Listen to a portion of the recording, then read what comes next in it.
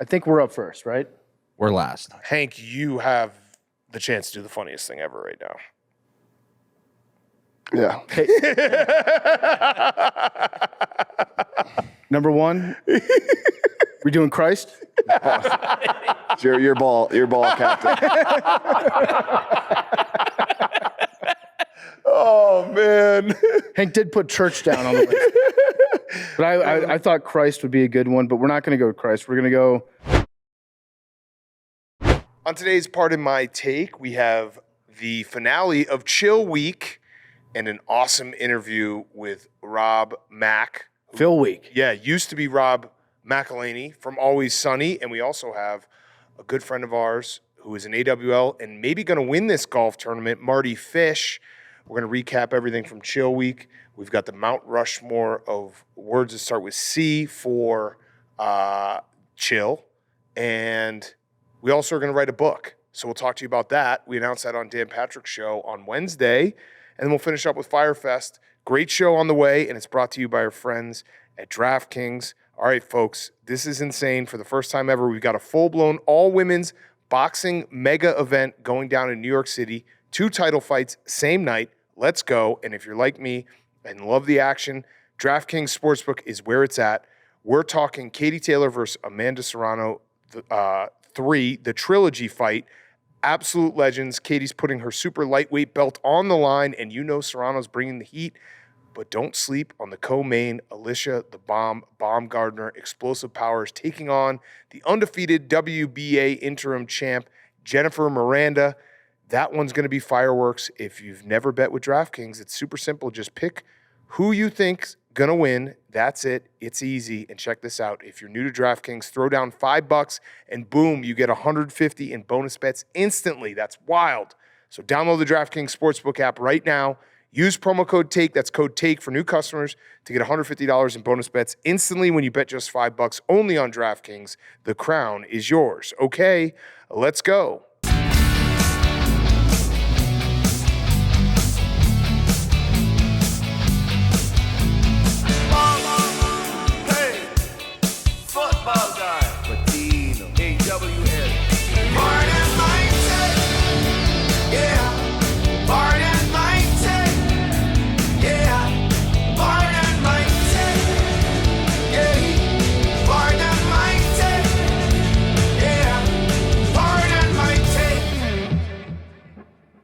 Welcome to Pardon My Take, presented by DraftKings. Download the DraftKings Sportsbook app right now. Use promo code TAKE, that's code TAKE for new customers to get $150 in bonus bets instantly when you bet just $5 only on DraftKings. The crown is yours. Today is Friday, July 11th, and we are at the finale of Chill Week, boys. It's been a hell of a week. Happy free Slurpee Day. Happy 7-Eleven. Yeah, there we go. That's huge for everyone. Yep. So we're out here in Tahoe.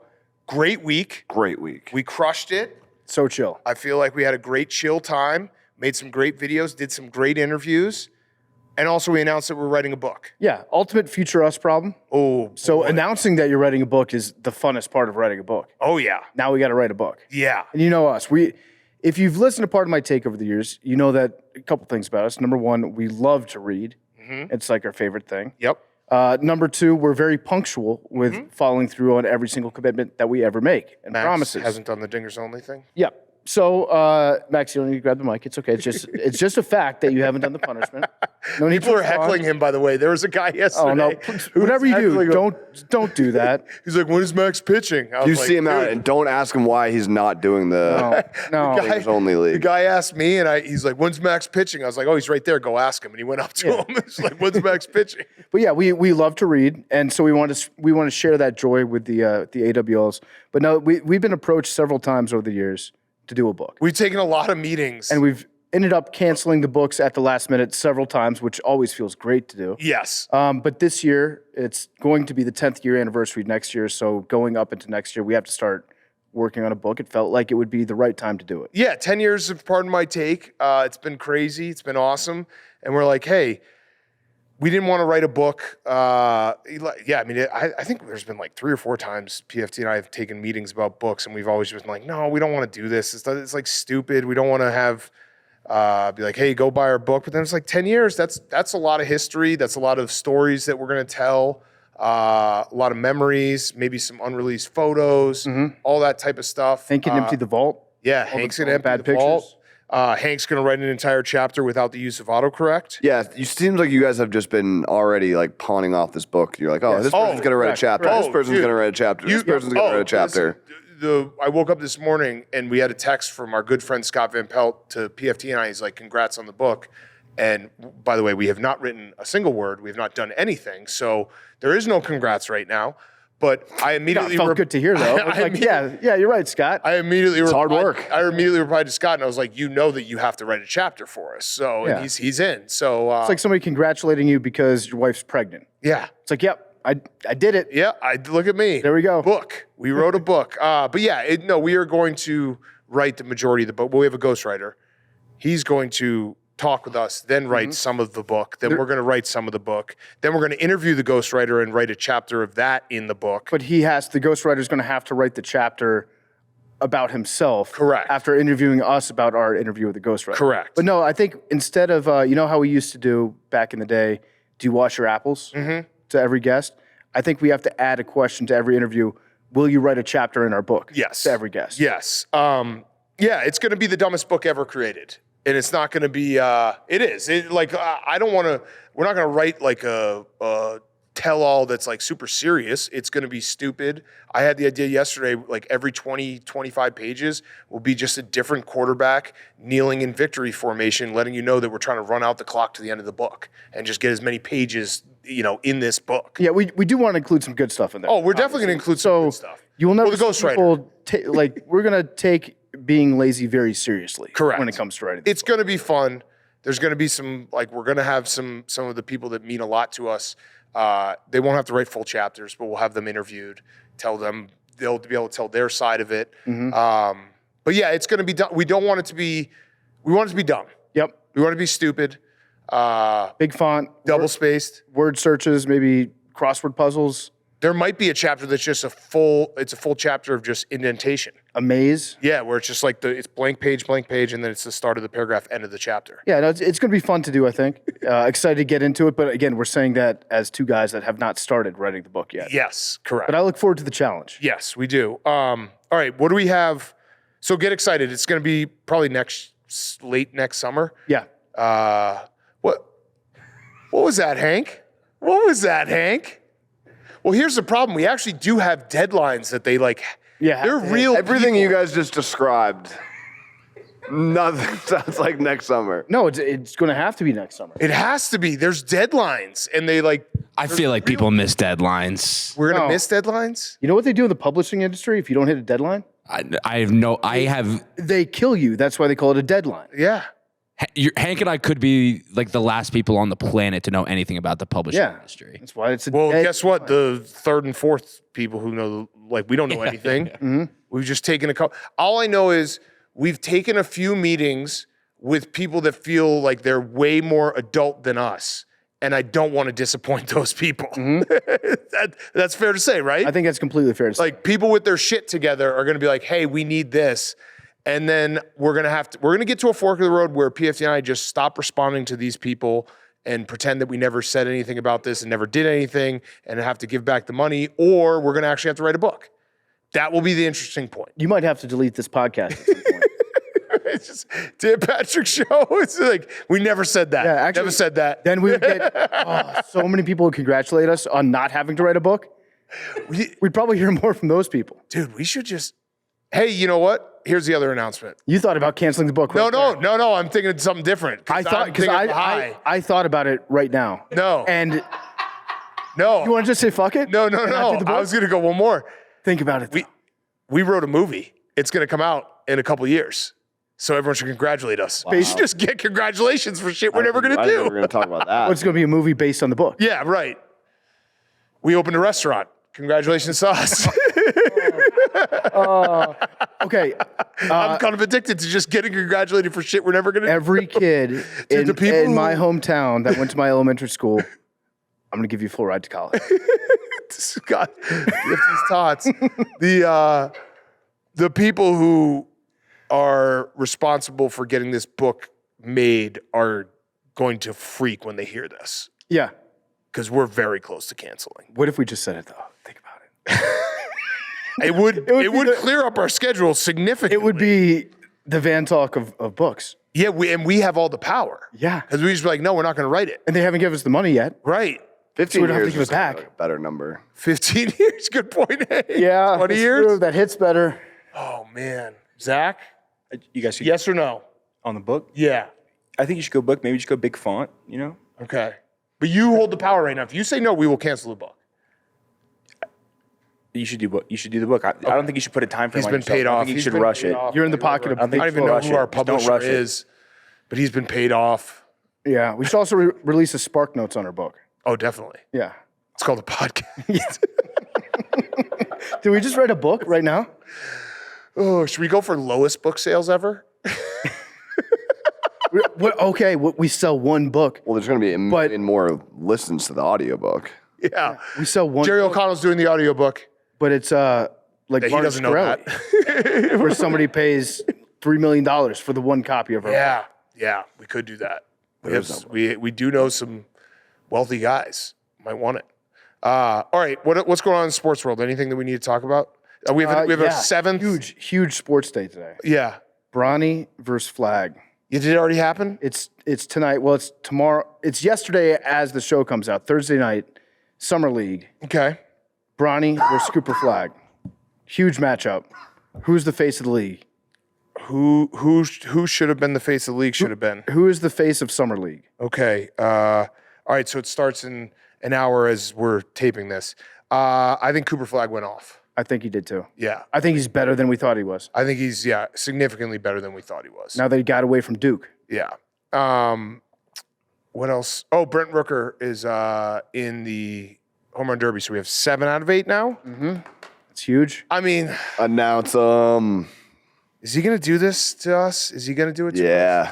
Okay, who else are we looking at? Who It's besides the one guys that have been guy. announced? One who else is man. up there in terms of home runs hit this year? Why isn't Aaron Judge in it? He should do Aaron it. Judge should do it. Did you guys see Juan Soto complain? Like he was mad that he didn't make the All-Star game because it cost him money. And I think it cost him $100,000. He makes like $250 billion. Yeah, it's okay. He'll be fine. He's all about that money. $100,000. Yeah, wait, what was it? What do you think? I think it's a lot of money on the table if I make it. $100,000 bonus would be 0.00131 of his current salary. Okay, so he will probably make that amount of money just in the times like bitching about not being on the All-Star team Correct. in his investments. Correct. Okay. Correct. All right, wait. So 7 out of 8. When are they going to announce the 8th? The pop on Yelich would be. The numbers would be pretty big on MLB for just the retweets I'm talking. Who else is out there? PCA? PCA could do it. He had 2 today. Judge. He's got 25. What? Who was that? What was that, Max? You whispered. Just said he's on my dingers only team. I think That's huge. Kyle Schwarber. Well, you can't talk about dingers only until you pitch. That's fair. Last word I'll ever say until I pitch. Yeah. Schwarber. Schwarber would be great. Schwarber's already said that he doesn't want to do it. Shut up, Max. You already said that you were done talking about it. That's More words. Those are more words you just used. this is home run. You just add words. Home run derby and dingers only are 2 different things. No, it's dingers. It's not only dingers. The home run derby is quite literally only dingers. It's literally only dingers count. Yeah, Yeah. but it's not our fantasy baseball. No more words. Okay. Shut up, Max. No more words. The Thunder signed all their players. Yep, they did. Well, Caruso. Yeah, they need to get Caruso. Is he next? He must be. So, yeah, they gave out what was it, $270 million, 5 years? Is that what the terms were? For Jalen Williams? Yeah. I think it was 287. And then Chet got paid too. Dude, was that when did Chet get paid? Yesterday. Okay, so the Thunder in total have given $822 million in contracts to those 3 guys. It's pretty good. Money's not real. Money is not real. And there's a lot of people who are trying to say that this will be the end of the Thunder because you can't pay all 3 guys. But I think what their plan is, and it might work, is that they have so many draft picks, they'll just keep drafting and not paying those guys and then pay their 3 guys. Yeah. And hope the role players Like, hey, you're gonna play well if you get drafted, get paid very little money, but you get to play with 3 really good players. So what do all these contracts mean for the apron? I don't know. They might be in prison. Prison? Prison. I gotta get a look under that apron. Yeah, you gotta get under that apron. Do we have any other sports news? Najee Harris. Najee Harris does have both eyes. Yes. I think. He had a, quote, superficial eye injury, Yes. but is expected to be back for training camp. With the superficial part of the eye, wouldn't that be the eyelid injury? Maybe his eye. Yeah, that would be. Because, like, your eye is not superficial, Yeah. right? Or I guess maybe he just scraped the skin of his eye. Or it doesn't sound good. He's just got a little boo-boo? His eyes were closed and a firework blasted him in the face. Huh. Why would you close your eyes during fireworks, though? Because one's coming at your face. Yeah, true. We also had, I think people are fat-shaming Patrick Mahomes again. Yeah, they See are. that? Well, and his trainer is threatening to beat anyone up. Oh. That's fat. That's awesome. He keeps saying, like, drop your location. He said That's to like 5 guys. great. I like this move by his trainer. That's a Yes. good guy if you're Patrick Mahomes. Yes. Okay, he's got a little beer belly, dad bod, whatever. Still good quarterback. In fact, I would prefer if my quarterback didn't have like an 8-pack. Yeah. It's way too much time working on your core. Yeah. It was a Kansas City radio host rips disgrace Patrick Mahomes for offseason dad bod. What does it matter?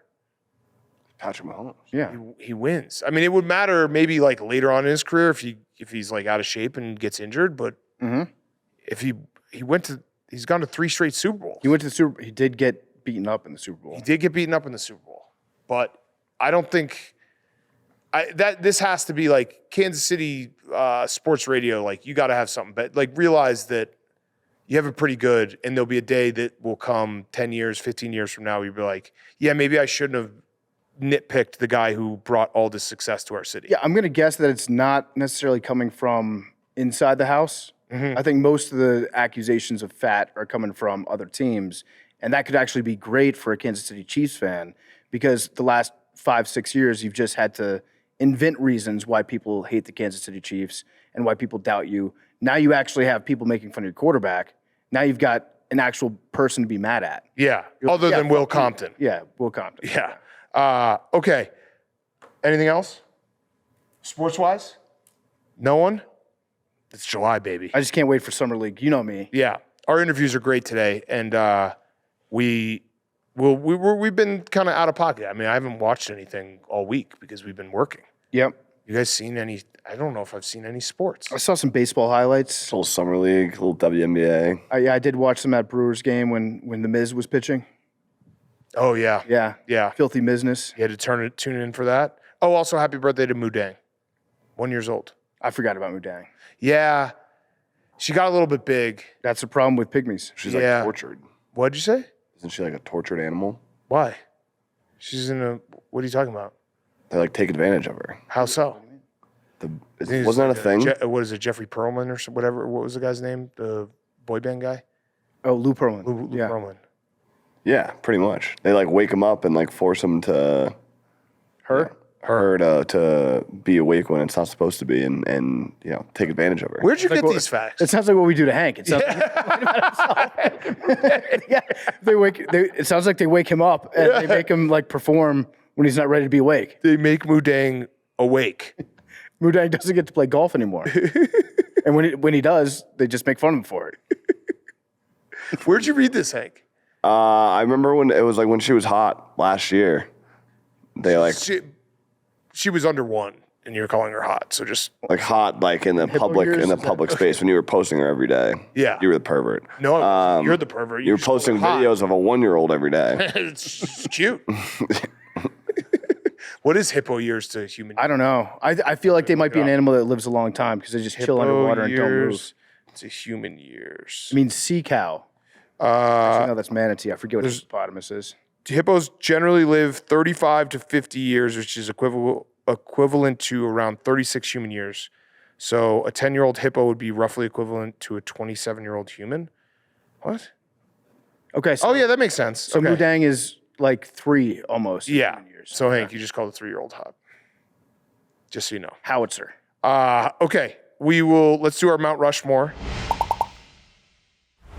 before we get to Mount Rushmore, Truly Unruly is a high-alc hard seltzer that drinks light but parties hard.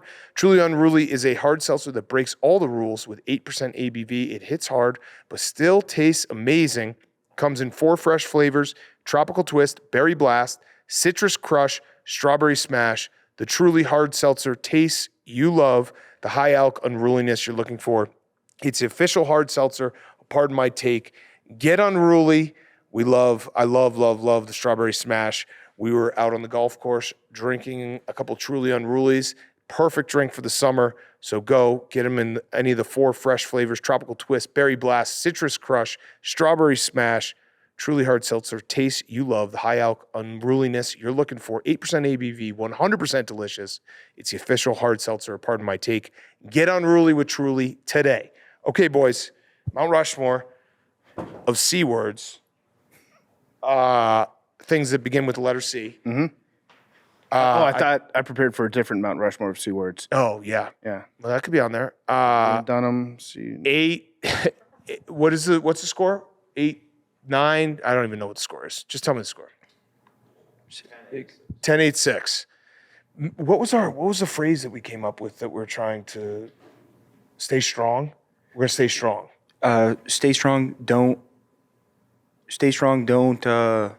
break. All right. Doesn't feel like we. Yeah, came up we with maybe that. shorten that a little bit. All right. I don't know if our team is. That wasn't it. We're still. We're feeling shaky. it We're shaky. out. Whose goes first? I think we're up first, right?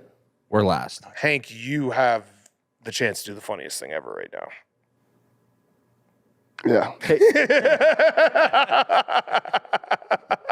Number 1. We're doing Christ. It's your ball, captain.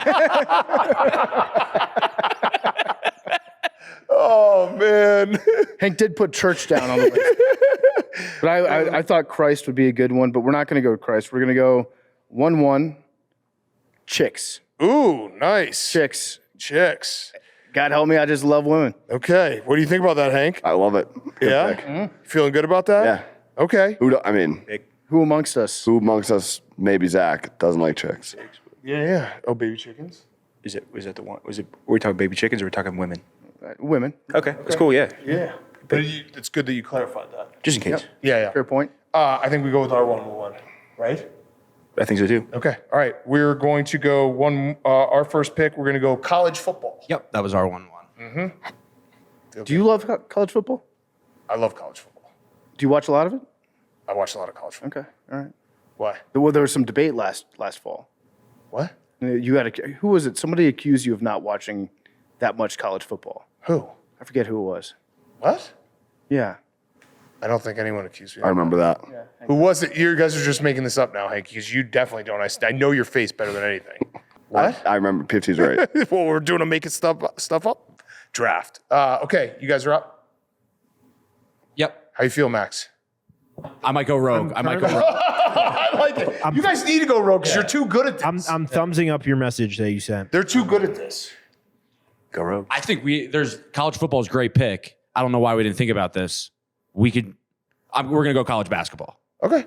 Yeah. College That's a basketball, good also pick. a great pick. I also had that on the list. And then the next is coffee. Yep. I knew it was going to get Yeah. taken. That's okay. College soccer. Yeah. There goes college soccer. Well, I was thinking about it, and if we had ended up with coffee and I had done a coffee meme like I always do every morning, Hank would have then accused me of possibly messing with the draft like you did on Wednesday. I tweeted a picture of Jesus every morning. Their morning prayers. Our Lord and Savior. God is good. Okay, this is where we got to stay strong. do it. Stay strong, don't break. Stay strong and break. All right, what do you? I'm following your lead. You tell me what you think is going to be great here. Zach, just go rogue. Do we pivot? Pick what? I don't know what you're talking about. No, I don't. No, think that's so. fine. Yeah, we'll back it down. I was going to say 3 here is good. Yeah. We both like that. Okay. Right? Yeah. All right. I like it. We're going to go chocolate. Okay. Chocolate. Good pick. Love chocolate. Very good pick. Thank you. I like her too. Yeah, we'll take cash. Had it on the list. Cash money. Yeah. Cash is king. Good pick. Hank, what do we do here for 3? I think you let her rip. Let it rip. Cocaine. Okay. I had it on my list. Cocaine. Hank didn't want me to take it, I had it on my list too. and it's not good for you. And you shouldn't do it, but it's pretty good. Yeah, I had it on my list too. Hey, I did not have it on my list. But Hank did not. It's For the team- record. it's a team game. 9. yeah. I think everybody enjoys it. to start. I want you to start playing. Okay. I want Zach to Yeah. start playing. We're playing, boys. Yeah, we're in. but I want we're in you to here. play. We're in here. All right. Go. We're next. Okay. We would like to take Christmas. There you go. Okay. Pick. Great pick. Good pick. Good Thought you were pick. going to change it the last second there. I was on it. We had that. Yeah, I did. You I did gotta change tell it me though. after what you thought. Okay. You thought you were going to. I can do that. Okay. All right. Hey, stay We can't get strong, off track don't right here. You're right. Stay strong, don't We're on break. track. We're good. Stay strong. Don't break. We're gonna go with cake Good pick. and This is tough. There's so many good C words. I know. I'm trying to think of. This is one that we should Should we have. go broad or? This is one we should have probably gone 6. Everyone We could have broken individually, this up because which we will do. So mad at the C's that we left off. Yeah, because we are going to do that. I think at some point this summer we're going to do a draft where we'll do a Mount Rushmore where all 6 of us have individual picks, but all the points count for The team. team. Gotcha. Okay, I'm Do it. Rip it. gonna go cheesesteak. Yeah. Okay. Great pick. All right. Great pick. Best food out there. Second time cheesesteak has been taken in this room. Yeah. Oh yeah, Did the sandwich great draft. point. Yeah. Oh yeah, that's right. Dominant. I don't know. I don't know. I'm not staying don't think strong so? anymore. No, you are. You're strong. I'm You're strong. not. Stay strong. You take Turkey Club. We'll get back to strong. I'm looking at 13. It was. So I was thinking. Yeah. But no, keep going. Remember? 13. Cuban. Workshop. That's what it was. 13, 4, I 5. got a lot of heat for that.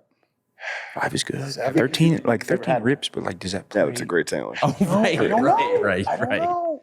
No, guys, I think this was the start of meatball. I think for me. So 13, 4, and 5 are like. I would think every. Oh, we're not staying strong. Stay strong. We're breaking. You know what? Zach is turning Big Cat into Zach. I am. I can't. D&D all over. He's so strong over here. Go I'm not strong right Go now. 5. I'm not strong right Maybe now. 7. Time crunch, Zach. Give us. You ripped the 4th. Hank could be golfing right now. Zach, you take this pick. Yeah, time crunch. I just took the last one. He's going to take the 4th right here. Take this one. Let's go 8. We can't go 8. I almost want to just not do a pick because I'm so frozen, and I don't know. You just go. You go. Okay, 4th. You go. All right, yeah, fine. Zach's getting the ball. 4th, we'd like to take cheeseburgers. All right, I like it. Feel good. Yes. See, that That's was solid. smart because I was paralyzed and I wanted to take cheeseburgers, but then I wanted to take another thing. So you just What was the did other a great thing? job. We'll talk about it Later, we'll circle back. Yeah, great job. You too. Same to you. I think we stay strong. Either or. Those are 2 great picks. I think we point to. I like that. I gotta stay true to myself. All right, 7 on our list. Candy. Good pick. Taking candy. Yep. Good pick. So much, great so 4th. much variety. Great 4th round pick. You got Yeah, chocolate, you good got pick. sour, you got Twizzlers, you got everything. Candy. So what I was gonna decide So we between both get chocolate there? I think you guys, If- you guys- they took all of them are strong. they're all strong. You guys, I think we're gonna come in third. I think I have a good view of this. What's I your think it's gonna be prediction? one. Guy two- wins 1, one 2, Mount 3, Rushmore. If I and could guess, fucking- Yeah. What is you it? guys are gonna be 1. You guys are gonna be 2. We're gonna be 3. Steve Kornacki. I think it's going to be 1, 2, 3. We should get him dressed up like Steve Kornacki. I have a good feeling of Mount Rushmores, and that's how. No, you are the king of Mount Rushmores. You could actually create a Mount Rushmore of C's out of honorable mentions that could win Yeah. potentially. Oh yeah. There's so many good ones that would left. Sure. So wait, what were you deciding between? What did you almost go rogue with? 10. Well, you can say it. Oh, I was thinking maybe going Call of Duty. Yeah. He was- Good one? That's It's a good pick, That's a but great one. I think Christmas probably plays better than Call of Duty. Christmas, everybody. Well, you or get a lot of people you love get Christmas. Call of Duty. Not everybody. Yeah. Not everyone. Definitely not everyone. I was gonna go coming. Yeah. We had that on the list. You always give us shit for sexual, but We were Well, I mean, gonna, you guys went chicks first. well, we were gonna go chicks, Well- cash, cocaine, coming. We had all those, and then we're just basically marketing to the audience of Dan Bilzerian. We're gonna corner that vote. We had Chili's. Yep. Chili's. crikey. Chili's. I would have picked him. Crikey. Chili's. Hank put the word crikey Yep. on the list. Not a bad word. Crikey. Uh, Castles. Castles. Castles. Corn. Cheese. Chicago. Yep. Cigarettes. I was debating Cookies. between going cheese and broad or cheese steaks, but then I thought I was like, I get more excited to have a cheesesteak than I do to have like just cheese, like a slice of cheese. Comedy.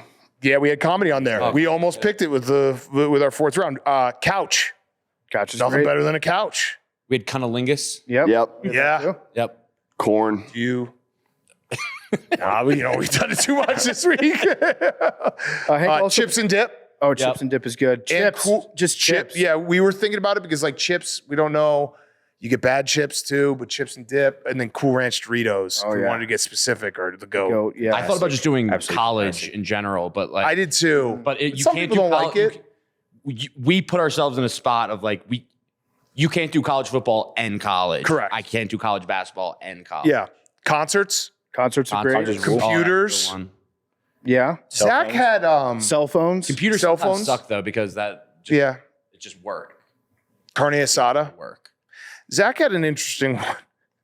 One that would have been great is chilling with the boys. Yeah. Just chilling with the boys. I didn't say this to memes, but I thought it personally. Crank and hog.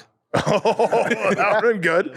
Zach had one that I still don't really understand, but I'd like to say it, and then you can just Clarify, I guess. All right. construction workers. Yeah. So much infrastructure to the everything that we do. This building, all of our homes, all of the establishments we go to. I mean, It's everywhere. The groundwork of civilization. All the construction workers deserve so much credit. Yeah, shout out. I think shout out. I also think construction equipment would have been cool too. Yep. Yeah, Also, Heavy duty stuff. Yeah. shout out Chevy. Nice. Chevy. Yes, Chevy. big time. That would have been a great pick. Yeah, carbs. Carbs are great. We almost took carbs early, which I think would have been a mistake.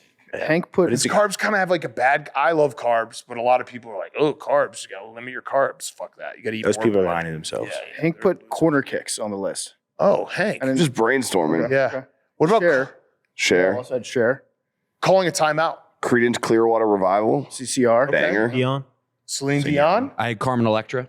We had Charles Barkley. Zach put in Cristiano Ronaldo. Yep. Oh no, Yeah, no. Messi. Chilean sea bass. Also, Zach put in Curry, Steph. You don't like Chilean sea bass? I don't know. Your pictures make me giggle. Chris Farley, Chris Rock. He had Both of Chris those. Tucker. I like Chris Farley. Chris Farley's good pick. Chris Stapleton. Yeah. Wait, No one took cookies. No, That we was, thought you're gonna cookies or candy? Yeah, I think Yeah, that was. We had that debate. more variety in candy. I think. Yeah. We had Cops, the TV show. Yeah.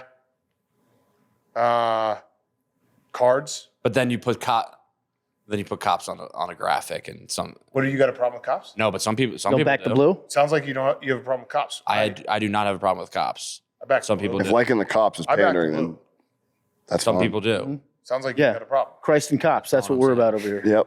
Okay. You just said the same thing about carbs. What? The argument you are making is the same argument you just made about carbs. Carbs? Some people will look at carbs on a graphic and be like, "Oh, Yeah, but everyone carbs," likes the But you carbs. like carbs. That is incorrect. Yeah, who doesn't like that? Kind of got me cornered on that one. That was the quickest I've ever thought on my feet. Yeah, literally that was ever. good. Yeah. Proud of you. I'm proud of you. You fucking Chargers? submitted me Yeah, fast. I was about to spiral, and then for some reason that clicked. Is Max evolving? Cars. Cars, Cars yeah. is great. Cars in general. Cars, movie. Cars the movie. Cars Yeah. the movie. Well, you put on the graphic. It's both. Yeah, that's true. Yeah. Well, no. Cars the movie is Cars. I think with a exclamation point.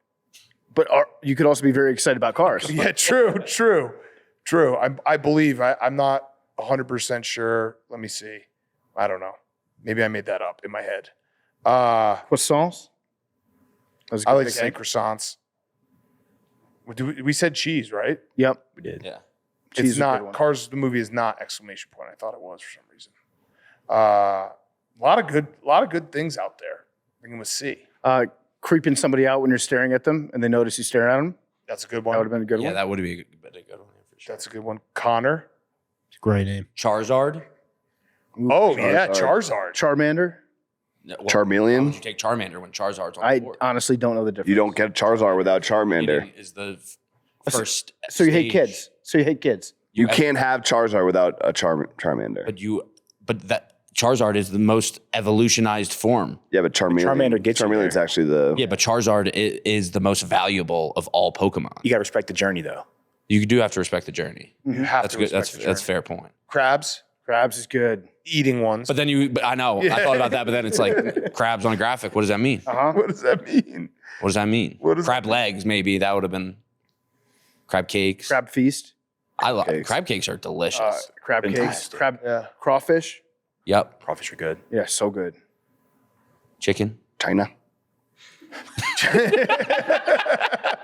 I thought about Canada. No. Shout out our Canadians. I don't think Stoolies. No, yeah, but I like Canada. Yeah, it's fine. Could you put another country on Mount Rushmore though? No, probably not. Yeah. Czechoslovakia. Chinese food. Oh, that is a big miss. Yep. Chinese food is a great call. That could have easily been a pick. Yeah. Shit. Fuck. Charcuterie. Yeah. Burger's good. Good job. Champagne. What were some of the other ones? Fuck. Championship. Championships. Championships. Fuck, I just completely forgot about that. The last, whatever. That's what Championships. And the worst part about Mount Rushmore season is that we've listed 200 C words and we will still have, like, the first thing I'll see when I wake up tomorrow is someone saying something and me being like, how am I so stupid? Like the M words, Monday Night Football, we forgot. And I felt like the dumbest person in the world. All right, here's the rest of Zach's list real quick. You can just jump in anytime to explain it. Okay. Catch, Yep. That plays. Carmelo Anthony. Yep. Would have been an interesting Best one. basketball player of all time. I agree. he was mocking you. No, I wasn't mocking you. I was just saying your stat. Yeah. Cruises. No. I disagree. I've never been on one. Never been on Listen, a these are cruise. Neither have I. He brain dumped. That's fine. We're not going to judge. Combines. Yep. Chat. Great pick. Fuck, I can't believe you. Chat's fun. Yeah, chats. Cinema. Should have been sitting next to Movies are great. Crepes spelled incorrectly. Tough look. Like grapes with a C. Yeah, I like exactly. Chests. Countdowns. Fantasies of women. What's countdowns? Countdowns are good. Just like 10, 9, 8, 7. Builds the suspense. It does. Yeah.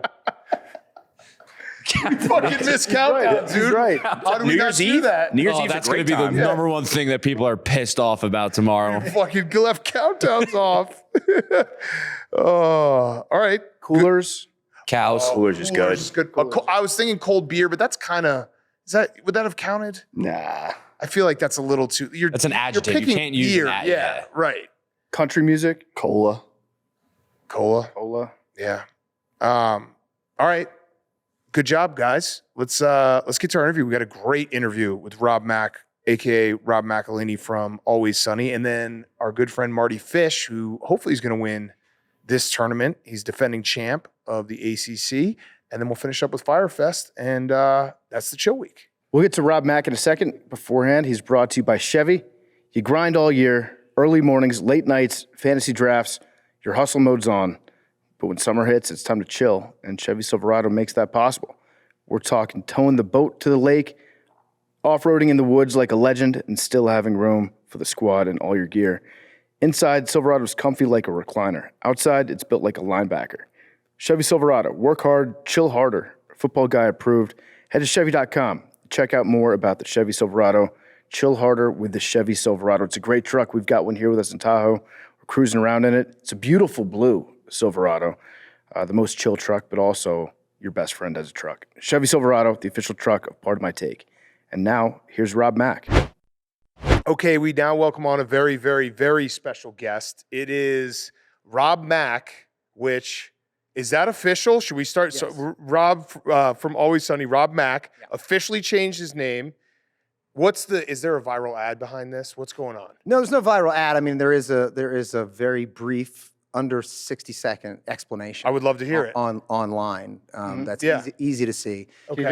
But I can keep it quick for you guys. Yeah. It's just a lifetime of mispronunciations, misspellings, misunderstandings, which is not that big of a deal. Right.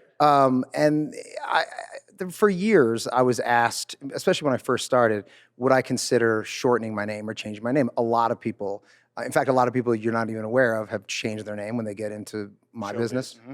And I was always very proud of my name and said, no, like that's my family name and I've had it for generations and I don't want to change it. And this year I did a full like ancestry family tree and found out that my name has changed like 7 times. Oh, okay. So Including when they got here at immigration at Ellis Island, and they just changed the name completely. And they were like, no, this is what the name is. And then there was other sects of my massive Irish Catholic family that started spelling it in all sorts of different ways. So I decided, you know what? Fuck it. I'm just going to do it right now. yeah, now you got a whole new way. And now it's so simple. ROBMAC, the end. Yeah, that's easy. So. Do you feel different? I got to be honest with you, I do. Yeah. I didn't think that I would, and it's something lighter. I mean, look, again, it's really, and I addressed this in this stupid little video I made. There's so much going on in the world, and this is such a stupid little thing, but to even like spend your time thinking about. But you know, when you're walking around and you walk into a hotel, for example, Yep. and you say, hi, and they say, name, sir? And you say, McElhenney. And they look up with confusion, and they should, because it's ridiculously long and so many syllables. And then you try to explain why it's not MAC, why is it MC, and then is there a space? I've been stopped at airports for 40 years where, you know, there's a space where there shouldn't have been a space, there's a missing vowel, Right. and I just decided ROBMAC. So if your name's long like that, and I have a long last name as well, but it just becomes something where you say McElhenney and you immediately start spelling it for him. Exactly. Right off the bat, right? Yeah. And even there, you just mispronounced it, and it's not your fault. Yeah. Well, no, Because he was actually doing the 3rd generation. thank you. Yeah. Fair enough. Yeah. Yes. Sorry for dead naming. Yeah, Yes. yeah. Thank you. Yes. Yeah. Believe me, I'm going to spend a lot of time calling people out Shame. for dead. Yes, for you dead have name. to. Me, almost immediately. Wait, but so when you decided to do this, was it always gonna be Mac, or were you like, maybe I'll upgrade like Rob Powers or something? Rob Shark. I wanted to make it as. Just like your 5-year-old self, be like, what do I want to be? Philly Rob. I made this mistake in high school. My sophomore year, we had this wonderful teacher, and she made the mistake of saying to 16-year-old boys, if you have a nickname that you go by, you tell me that, and I'll call you that for the rest of the year. And I was being, a piece of shit, and I said, my nickname is Blade. And she heard, for some reason, Blaze. Ooh. And I said, and then I freaked out, and she said, Blaze? And I said, yes. So then she called me Blaze for half the year, except she spelled it Blaise, not Blaze. so much worse. That sounds like a little girl in Nashville. It seems like you don't- blasé. Yeah, you don't want that. And then she noticed that all of my friends were calling me Rob, so she caught wind of that. And so I figured I'd just go keep it simple, Rob Mac, ROBMAC. Were you surprised that like some people were mad about it? I saw the video and I was just like, oh, cool. He's Yeah. Rob Mac now. Like, Yeah. who cares? People hate change. Yeah. People like, hate change. I did see the comments and some people are like, what are you doing? It's like, what do you care? Yeah, Your name. I figured there would be some blowback, and again, everybody's got an opinion about something, and at the end of the day, I assume that most people would say the same thing, which is it's your name, who cares? Yeah, you should change it like every year just to see like, can we get the dumbest controversy going? How can we upset as many people as possible? How can I really make it a giant narcissistic? Yeah. I mean, so it really is just to simplify things and to be able to walk into a room and say RBMAC. I appreciate it because we scheduled this interview like probably 2 months ago, and I think at the moment that we scheduled it, I was like, all right, I got to figure out how to say his last name. And then this happened a week ago, and I was like, fuck, Yeah. awesome. Yeah. Rob Mac. Yeah, it was always misspelled, and I was always correcting people, but that, only in official capacities, because sometimes you can't get on a plane or you can't check in somewhere. And then people would apologize, and I would always say, it's not your fault. It is a ridiculously long name and hidden vowels and whatnot. And so it was always like a 30-second longer exchange than anything had to So be. your life And you is- guys also have nicknames. Yeah. Yeah, right, Right? right, So right. it's a stage name. Your life is so much more efficient now. Did you think about going to MACK as opposed to MAC? Totally fair question. Yeah. I really appreciate it. Yeah. I wanted to keep it as simple as possible. Yeah. I just wanted, because then the silent K, Yeah. essentially, Yeah. would maybe potentially add a little bit more confusion. That's fair. Okay, well, yeah, it's good to have you here. How's the golf game looking? I mean, I'm so sorry because I'm sure you guys have just been talking about this all day, but how can we be talking about my name or golf? How can we be talking about anything when the video of that man on the golf course? Yeah. I mean, The best. It's so satisfying. the best. The bang, bang, bang. And I don't know what it is about what this says about me, but my feed on all of my socials, it was almost as if I turned my phone on Yeah. and it got pushed to me. Yeah. You guys got pushed to me.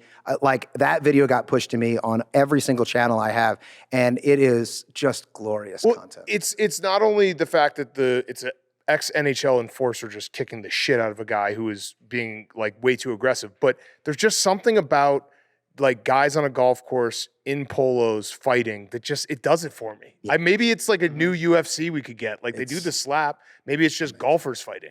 They shouldn't be fighting. You know, it's like a very prestigious game and banners and everything, and then they're just throwing each other into lakes. You see it from time to time, but usually there's enough distance between people who are like upset with each other that by the time they close the distance, they're either cooler heads have prevailed, but most likely one guy saw the other guy and was like, nah, not today. In this case, that didn't happen. Drunky McDrunkstein did solve this 6 foot. I actually don't know how big the hockey player is. He's a big guy. He's especially big. Even I could tell based on the accents. So as soon as I open it and I hear the guy's accent, and I'm like, oh, he's Canadian, and he sounds like every hockey player I know. And that's the way, not just their accent, but the way he's not necessarily de-escalating, but he's also not escalating it. He's saying, hey man, like, just keep moving. And then eventually the guy calls him, starts running towards him, and all he does is throw him in the lake. He says, I'm going to throw you in the lake, and he throws him in the lake. You're right. It wasn't a de-escalation. It was just a calm, like, hey, I'm going to beat the fuck out of you and keep going. Yeah, I don't remember who it was in the video who says, you're not scaring anybody. I think it was either the guy's friend who was filming, or it was actually the hockey player. But either way, the calmness with which that was delivered, you're not scaring anyone. It's also never a good sign when the guy who's delivering the beating keeps saying, like, enough. He's like, enough. You've had enough. There's a moment at which the buddy comes in to maybe step in, and you see that the hockey player grabs him, and he could have given him a bang, and he chooses not to in a split second and just kind of pushes him away. And you know, that kind of temperance. That's a noble peace. He also fought him like a hockey player. He grabbed him by the shirt and like held him. I feel like the punches were targeted. He's like hitting him on the side of the head, just like he used to do back in the league. And calling his own shots of throwing him into the river and then bang is amazing. And you guys know enough hockey players, and to me, hockey players are some of my favorite athletes, especially to hang out with and to play golf. And I don't know a lot of UFC fighters that play golf, but I have a lot of who are friends. And they are the funnest people to hang out with because they're the most chill. They're so fun. Canadian hockey players, and again, this is such a broad statement, but you know, they tend to be either from Canada or from the Midwest and from the North, and they're just sweet people, kind people, until they're not. I gotta give you the business. And they gotta bang you. And they gotta bang. I think what it is about golf videos, because for me, it's the same way with airport fight videos. I like watching those too. And the common space they share is you're probably not going to see a gun pulled out. Right? It's like if you're on a golf course, the guy's probably unarmed. You don't have to worry about watching a video, and it turns into just like a snuff film that gets tossed in your algorithm. In the airport, you're through security already, so it's like, all right, just boys will be boys, square up. I'm trying to think. The only other thing that goes up for like golf fight videos is when you get like the dudes on bikes, like the Lance Armstrongs in like the tight jerseys. When they fight, that's fun. They start kicking. Because you just look ridiculous if you fight in that. Like, I've always wondered when you see like NASCAR drivers go at it, and because they're wearing helmets, and they're still willing to throw down and hit a guy in his helmet. But again, I know that I know I can speak for myself. I like to believe I'm someone, but my algorithm tells me exactly who I am. So when I go to open up, whatever it is, Instagram or something, and I look and I go to search and it says like, this is what you want. I'm like, no, it's not. Yes, it is. It is. No, yes, it's listen. We love it. I don't know why. I like to watch people fight. I just do. I don't know what. Maybe it's an instinctual thing. When I pull up my Instagram algorithm, it's usually just like big tits and like cheeseburgers. And I'm like, they got me. They figured me out. they got it. Boobs and puppies right now. Those are my two. They got it. Pretty good. So, but seriously, how is the golf game going? It's going okay. I have a very low bar. Last year was my first, I think it was the first tournament I've ever played in, or I've never played in any of these like official pro-ams. And so last year was my first time. There were 90 participants. I came in 81st. Well, as long as you beat Charles Barkley, that's I didn't. I didn't. Oh, that's your caddy over there saying this year. Yeah, your caddy saying this year. I brought an actual caddy. Last year, I brought my one of my employees, Brian, who's a great, sorry, Brian, he's just sighed. He's my chief of staff, but he's not a caddy. Now I have an official caddy. A real caddy. Who I work with in Los Angeles. And this is the year I beat Barkley, for Christ's sake. Yeah. Does that put a little more pressure on you, though, bringing a real caddy? It's like the guy in like men's league softball wearing batting gloves. Like you have to, if you don't perform, you have a real caddy with you. I think part of my problem last year was that I didn't feel the pressure. It was just fun. Like, and I just got hammered and was like, who cares? And then you start to care when you're negative 16, 17, and I'm watching that, and it's the opposite. Usually, you want to be you want to be below par. This is the Stableford point system. So I think I finished with negative 36 points. Yeah, that's beatable. So I have that going for me. Yeah. Have you told somebody that you shot minus 36 and then not clarified afterwards? Yeah, I told my wife, hoping that she would take the bait, and she didn't give a fuck either way. Is she changing her name? She just didn't care. She never changed it, so she always is. She should change it to McElhenney. Well, on some of her official documents, I guess it's I feel really bad for her. It's Olsen McElhenney. Okay. And she wanted that because she wanted to have the same name as her children. So my kids now are McElhenney. Oh. And it's up to them. Oh. It's up to them. Quite a It's their pickle. choice. Yeah, it's a bit of a pickle. But Yeah. they're 15 and 13. Again, they don't give a shit. Yeah. So I heard that you're getting into business with a Mexican soccer team now. I am in business with Necaxa, right? Yes. So I don't know if he still is working around the team. We know a guy, Sam Porter, that was. You know Sam? I understand very well. Yeah. So he sent me like a box of Necaxa stuff like 3 years ago. I like the logo. That's my limited knowledge behind the team. It's beautiful. Well, we have a television series that's going to be debuting in about a month. It's in Spanish, but you can read, right? I can read. Great, you can read. There's subtitles. We're writing. We're writing a book, yeah. Yeah, okay. That great. actually, so you don't have write, to you be can able- read and write. Yeah. Great. Ghostwriter, though. All right, so it'll be subtitled, but it's the vast majority of it is in Spanish. I do my best. Ryan doesn't speak any Spanish. I speak a little bit, enough. But it is about our journey with Necaxa and Eva Longoria. So, this obviously spurned on from Wrexham and what you guys have done with that. You guys are in the second league now? You're right. Yeah, So you're in championship, right? Yeah. Below Premier League. It's pretty that doesn't really happen. Have you had a moment to step back and be like, this? When you buy an investment like that, and it's going to be a fun story, and you make a documentary, like this could be really cool. You guys are just skyrocketed. Yes, it's been wild. I mean, it's never happened before in the history of English football. No team has ever gone back to back to back. Yeah. And that's what we did this past year. It's crazy. And so each year we get told, okay, well, now's the year where you slow down, you consolidate, you invest in other areas. And each year we say no, we go all in and bet on the coach and the team, and it's worked out this far. You guys are doing ownership right. Like I would imagine the fans love this because it's revived this franchise. I spent a lot of time in the very beginning talking to a few owners who I'm friends with, Jeffrey Lurie, who owns the Eagles, just to ask him. But most importantly, I spoke to all my friends who are either pro athletes or ex-pro athletes to ask them what kind of relationship they would want to have with the owners, if at all. And so I did my research, and it's kind of great that we don't know anything about football. I'll call it soccer because this is please do. So, or wasted we grass. don't know. We don't know anything about soccer. We don't know anything about professional sports, to be honest with you, other than I like watching it. So we can't. There's no reason for us to be in the locker room. There's no reason for us to be talking about strategy. We can just be friends with the players and the families, and then we just invest in the manager and in the executives to make sure that they're all making the right decisions, and then we're just fans. Yeah. So it's kind of a perfect situation because we're not involved in any football operations. We're not involved in any of their deal making.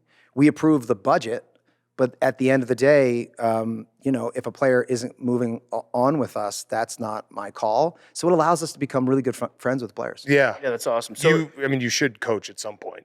Just because I feel like every owner, like when everyone says Jerry Jones is too hands-on, it's like, no, he's not hands-on enough. Like I would want him. I'd call some plays if I owned. I love it when he does the press conference. It's like real. I granular. love to watch Jerry Jones put on the headset. Yeah. But you know what? Fuck it, your why not team. play? Go out and play, man. Yeah, why not? You can do whatever you That'd be want. awesome. Great. Yeah. Yeah, so I'm very, very, very respectful of the fact that I cannot it's amazing how many owners or executives you see think that they're the ones that are. Oh, yeah. Doing it. They ain't. We ain't doing it. Especially new owners. Like, that's where you guys deserve a ton of credit, because you see it a lot in sports where a new owner will buy a team and they'll be like, well, I was very successful in my line of work, usually business. I'm just going to do that here. And then it all blows doesn't up. work that way. Yeah. But you can focus on the things that you know how to do really well. So working with Ryan, who's a master marketer, we knew that we could tell the story well. So I focused on making the documentary, which is a huge part of it. Ryan is a massive star all over the world. I mean, he just basically poured gasoline on the entire, rocket fuel, I should say, on the entire thing. And everybody kind of does what they can do best. And that's the way we kind of look at all of our businesses, but very specifically sports, where you see. I will say though, however, look at the Commanders this year, right? Yeah. A new ownership comes in, and he was able, or that group was able, they were able to change the culture. Yeah. And they made a couple of key moves, and then put everything in place, let everybody do their job, and look what happened. Yeah. It was awesome. It was great. I'm a Commanders fan, so everything that's happened in the last 2 years has felt like I died and went to heaven. Yeah. Because Dan Snyder was the epitome of the example of the bad owner, the guy that would like meddle with everything. Me and Big Cat, we own a Mexican football team, the Monterrey Osos, And a lacrosse team. We're so hands off, we didn't even know that we bought it. Yeah. Yeah, we had found a out press release. We were like, we're whoops. oh, okay. Oops. Yeah. How they doing? Actually, they're in the Super Bowl this week. Yeah, in the Super Bowl. We got to talk about that. 'Cause we actually have to sign the shares. Yeah. Yeah, I got to. I knew that. I knew that. And how much cash can we say? Can we tell the audience how much? I don't even know. We have to decide that. Oh. It's as much as we want. I invested in Swansea like probably 3 or 4 years before you guys bought Wrexham, and that didn't go well. Yeah. Yeah, and I just got blamed on like message boards because I invested like $20,000, so it was nothing, and they would just every time they would lose, they'd be like, Yeah, you got all the bad heat. like Liverpool has LeBron and we got a fat blogger, and it's like whoops. So Yeah, I mean that I've seen a lot of people go into investment groups because the ownership is really fun. yeah, it is. But at the end of the day, the values of some of those clubs in soccer, but like in the NFL, for example, you can't buy a meaningful stake in one of those clubs for less than $6-7 billion. Yeah. The Commanders sold for, and so it's hard. Who has that? Who has that money? I don't know. But that's what's so great about the English system is that you can buy a team that's in the 5th division. Yep. If you keep investing in them and they keep performing, then you're 1 year away from the Premier League. Was it more time than you thought it would be in terms of investing how much energy, how much time you're going to have to put into owning this team? It's happened so fast to get to this point. The questions that we've been having are like, is it responsible how quickly we're moving? You scale a business that fast. If you don't have the right personnel in place, if you don't have the right infrastructure, Right. It's boring, but it's not sexy to talk about. It's like drafting a left tackle. It's like probably one of the most offensive linemen. I mean, one of the most important decisions that you can make as a club, and yet the fans want a quarterback, they want a receiver, but at the end of the day, that left tackle might be the most important, the centerpiece of your entire organization at some point. So making those sort of like unsexy decisions has been tough because my job as the documentarian is to tell a fun story. And no one wants to watch a story about infrastructure building. right. It's just fucking boring. But the Right. people that you hire when you get started, they might be the perfect people for that role. But then you move up twice, and now that's not like if you were to start from that position, you wouldn't hire that guy to be in that role. I'll go you one further. This is where it becomes really heartbreaking. The players oftentimes will play themselves out of a job. So in great success in League 2 or League Right. 1, and this happened with a few of our players, they gave their hearts and their souls and their effort and helped us get promoted. And for that, the club, us, the town are eternally grateful. But what winds up happening is you go up a league and maybe they're 36, 37 years old, sometimes even 34, 35, and you need somebody who's 21 or 22. And if you theoretically stayed down in that league, they might still have a there, job. yeah. And to ask young men to do that it's a part of the gig, and they accept that, but it still doesn't make it easy. It's not fun. It's not fun. Yeah. And I found out one of my favorite players was released from the team this year, and I found out via Twitter. Wow.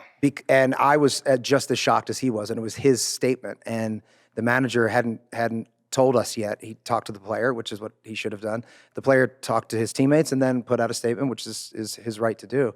And my heart was broken. And I did not see it coming. Yeah. Yeah. By the way, I should note, some people do like to watch infrastructure being built. Zach, who took your gum earlier, he watches guys do concrete pours, like 5-hour videos of it. So if you ever want to do that, if you build a new Find stadium, that relaxing? yeah, he likes it. Very relaxing. Yeah. Yes, sir, is what he said. And you fall asleep to it? Do you? Get up here, Zach. Yeah, Zach. Yeah. And it's actually like pouring in like concrete into molds, or is it like mixing quickcrete? What are you talking about here? We got a crew in Wisconsin, Victory Outdoor Services. They don't mix concrete, comes in on trucks, they pour it. So they set the forms, like pour driveways, parking lots, things like that. Okay. And you're watching 5 hours of that? Each video is usually like a hour or two, yeah. Are we building what kind of structures are we building? Caissons? Is it like foundational work? What are we A lot of driveways, like yeah, a lot of like neighborhood driveways or Great. sidewalks as well, back patios. I can see that. Yeah, I can see how that would. Zach, do you watch it? So there's an audience there for it. Yeah. Do you watch it dry too? No. They'll come back and spray with the sealer the next day, so you'll get an update on the pour. But Okay. But he said no as if that was the crazy. Yeah. Yeah, like you're an idiot. Yeah, like what are you talking about? Why would Like, you watch God, it no. dry? You got to watch it pour. Yeah. So just Well, we are building a stadium. all right. So right he'll now. watch. Yeah, if you want to just set up a GoPro and he'll watch that. It's actually that would be a fun storyline. Here's a stadium being built. Here's a guy watching. the Yeah, stadium being built, only because he likes to watch the concrete. Yeah. When you were talking to Jeffrey Lurie, did he say you have to get a big dom? Oh, Big Dom is one of my favorite people. Same. He's the best. On earth. And I went to this was actually not this season, but last season, we went to the Eagles Rams game. And at the end of the game, we're in one of the boxes on the field. Dom comes over, and he didn't even know it was my son. It was just a bunch of kids. He brought over one of the game balls and gave it to the kids, and my son took it home. It's like his prized possession. Yeah. They did that Yeah. exact same thing to Max. Yeah. They did it to Max, and he's 30. Wow. They're just picking out the person that really needs a lift. Listen, when Big Dom, when the whole thing happened with the Niners, we were like actually very upset because Max was like, "Oh yeah, that's Big Dom." We're like, "You've been keeping Big Dom from us? Like, why didn't you tell us about Big Dom? Yeah. He's the best. He's heart and soul of the Philadelphia Eagles." It's really fascinating to see the dynamics. I just went back to play in the charity event that the Eagles do, and one of the great perks of doing what I do for a living is getting to do those kinds of things and be invited to Marion Golf Course to play with the Eagles. So just to see the dynamics and how it all works, like, because I'm just used to watching them on Sunday, Right. and to see how Jeffrey and then, of course, Howie Roseman, the greatest GM in all of sports, navigate their relationship with the players, because it's tricky. Like you want to be as close to them as you possibly can, but you could see, when Howie walks into a room, like everybody kind of like sits up a little bit. Yeah. And in fact, while I was getting food at the buffet, and Jalen says, "Hey, do you want to sit over there? I want to ask you a couple things." I said, "Sure." So I go over, and I'm just sitting there at a big table eating with Jalen Hurts, and Jalen's asking me a bunch of questions about business, and no one's sitting with us. And I'm wondering why no one's sitting with us, but I'm figuring, it's cool. Talking to Jalen Hurts is great. So we talked for like 45 minutes, and then dinner was over. And later that night, I got a text from Jake Elliott, who I'm very good friends with. He's the kicker for the Eagles. And he said, "I didn't see you." I was like, "Where were you? I didn't see you." He goes, "Well, I saw you talking with Jalen and just figured I should stay out of that conversation." I'm like, "What? That's a good kicker. Why?" That's a good Yeah, it kicker. is. I feel like he was like, "Look, QB1 Yeah. has decided he's sitting with you and talking," and like Jake finds his own space. and Yes. sits there. I'm like, "Wow, that's real." Yeah. That's It's real. yeah, that's absolutely right. And it wasn't out of deference or fear. It was just out of respect Yeah. for what QB1's doing. Yeah. Jake's got his thing that he's going to go do, and they're all friends. Yeah. It's like watching a nature show, like the hierarchy in real life, and it's so natural to a good team. You, Yes, like, and you you're know there, your boundaries. and you're on the same team. Right. You're literally there for a charity event, but you're there with the owner and the GM and the head coach and all the players who are, they're coming back for mini camp. But you see how it all. I don't know. It's, of course, it's one big happy family, but it's still a profession, and they treat it as such. Yeah. Yeah. Always Sunny. 17 seasons. You're on your 17th season right now. Yep. I mean, that's not done in show business. Is there a moment where you're like, how are we just going to keep going? Are we going to break all the records? Because it's incredible. It's a credit to you guys to be able to do something, keep it that funny for that long, that people keep loving it. Thank you. I think that this season that's coming out today or tomorrow is the funniest season, maybe the funniest season we've ever done. That's a pretty high bar. Definitely the funniest of the last like decade. And Charlie and I both agreed. We were sitting in the editing room watching episode, I don't know, 6 or 7. And we were like, wow, this is probably the funniest season that we've ever done. And I think it's just because I value people's time beyond anything else. Like the one commodity that we can't buy more of or get more of. People live tough lives. I know that Sunny, for some people, is just something that they can sit at home and makes them laugh when they've come home from a tough day or they're, got something brutal going on in their lives, and they can just watch a bunch of terrible people be terrible people, and it makes them laugh.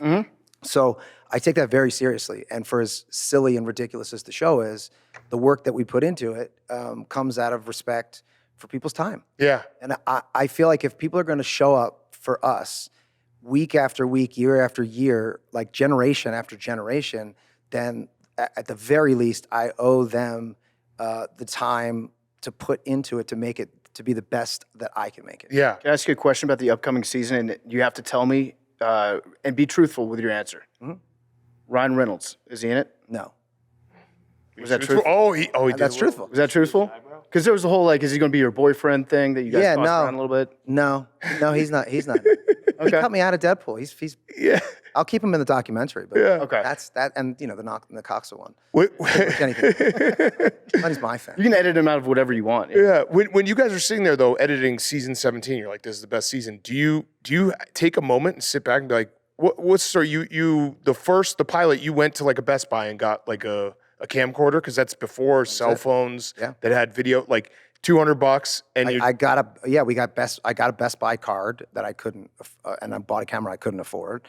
And we actually bought 2 of them so we could cross shoot them, much like this. Yeah. And what's wild is those cameras we shot on VHS. So there's still our original home movie is on VHS. That's amazing. That's so cool. And then you went out and pitched it, and you actually had like a pretty good success of like people wanting it, right? Yeah, we made the first one, but we made the first one and it wasn't good enough, so we did it again, and then we kept going, made like 3 or 4 iterations of it until finally we were like, okay, maybe this is pretty good. But I knew that if we were going to take it out, I was a waiter at the time, so and working and prior to that, I was a bar back in a bar. So I wanted them to entrust me with running this television series. I was 26, and so I thought we should make a second episode, because that'll prove that it's not just one fluke. Yeah. So we made a second episode that turned out pretty great from our perspective. We then took it out to the town, and almost everybody made us an offer, because we knew we could keep it cheap, and it was something different. That in itself is kind of unheard of, that like everyone made you an offer. And then your decision to go with FX, I love that story, because you knew, you had the foresight to be like, they're going to give us the space creatively to go to places that maybe not everyone else does. Whereas a lot of people would just, in your position, 26, waiting, giving me the most money. Yeah, there was an inflection point where we had offers, and when we got the offers, and this is also a benefit of having multiple offers, we went back with, we have one demand, and that demand was that I would be the showrunner, that Glenn and Charlie would be executive producers, we would direct the episodes, write the episodes, because we didn't want to bring in, it happens all the time where they say, oh, okay, these kids made something, now let's bring in an adult or a professional. And everybody said, oh, sorry, pass, except FX. John Landgraf, who runs that place and still does, said, okay. But do you guys having that ability to be like, hey, this is what we have to do? Because I think that's just very rare. I think a lot of people, especially hungry, trying to get into the business there, they'll just take whatever offer is given to them and then find out the hard way that things change when you start getting up to the big leagues. Yeah, we just had a belief in ourselves that we could execute, and that we, to be honest with you, we didn't want to bring in Danny in season Really? 2. No. Our knee-jerk reaction was not that we had anything against Danny. Danny's an icon and hilarious, and but he was a movie star. And we thought, well, if we bring in a movie star, they could screw up the dynamic, and we feel like we've got a pretty good thing going. So then Landgraf said, okay, well, you have a choice. You can either bring in a star or you can not do the show. And we were like, let's do option A. Yeah. And then it just so happened, it's like we hit the lottery again because Danny was incredible and slipped right into what we were trying to do. He is, when people are like, what's Danny really like?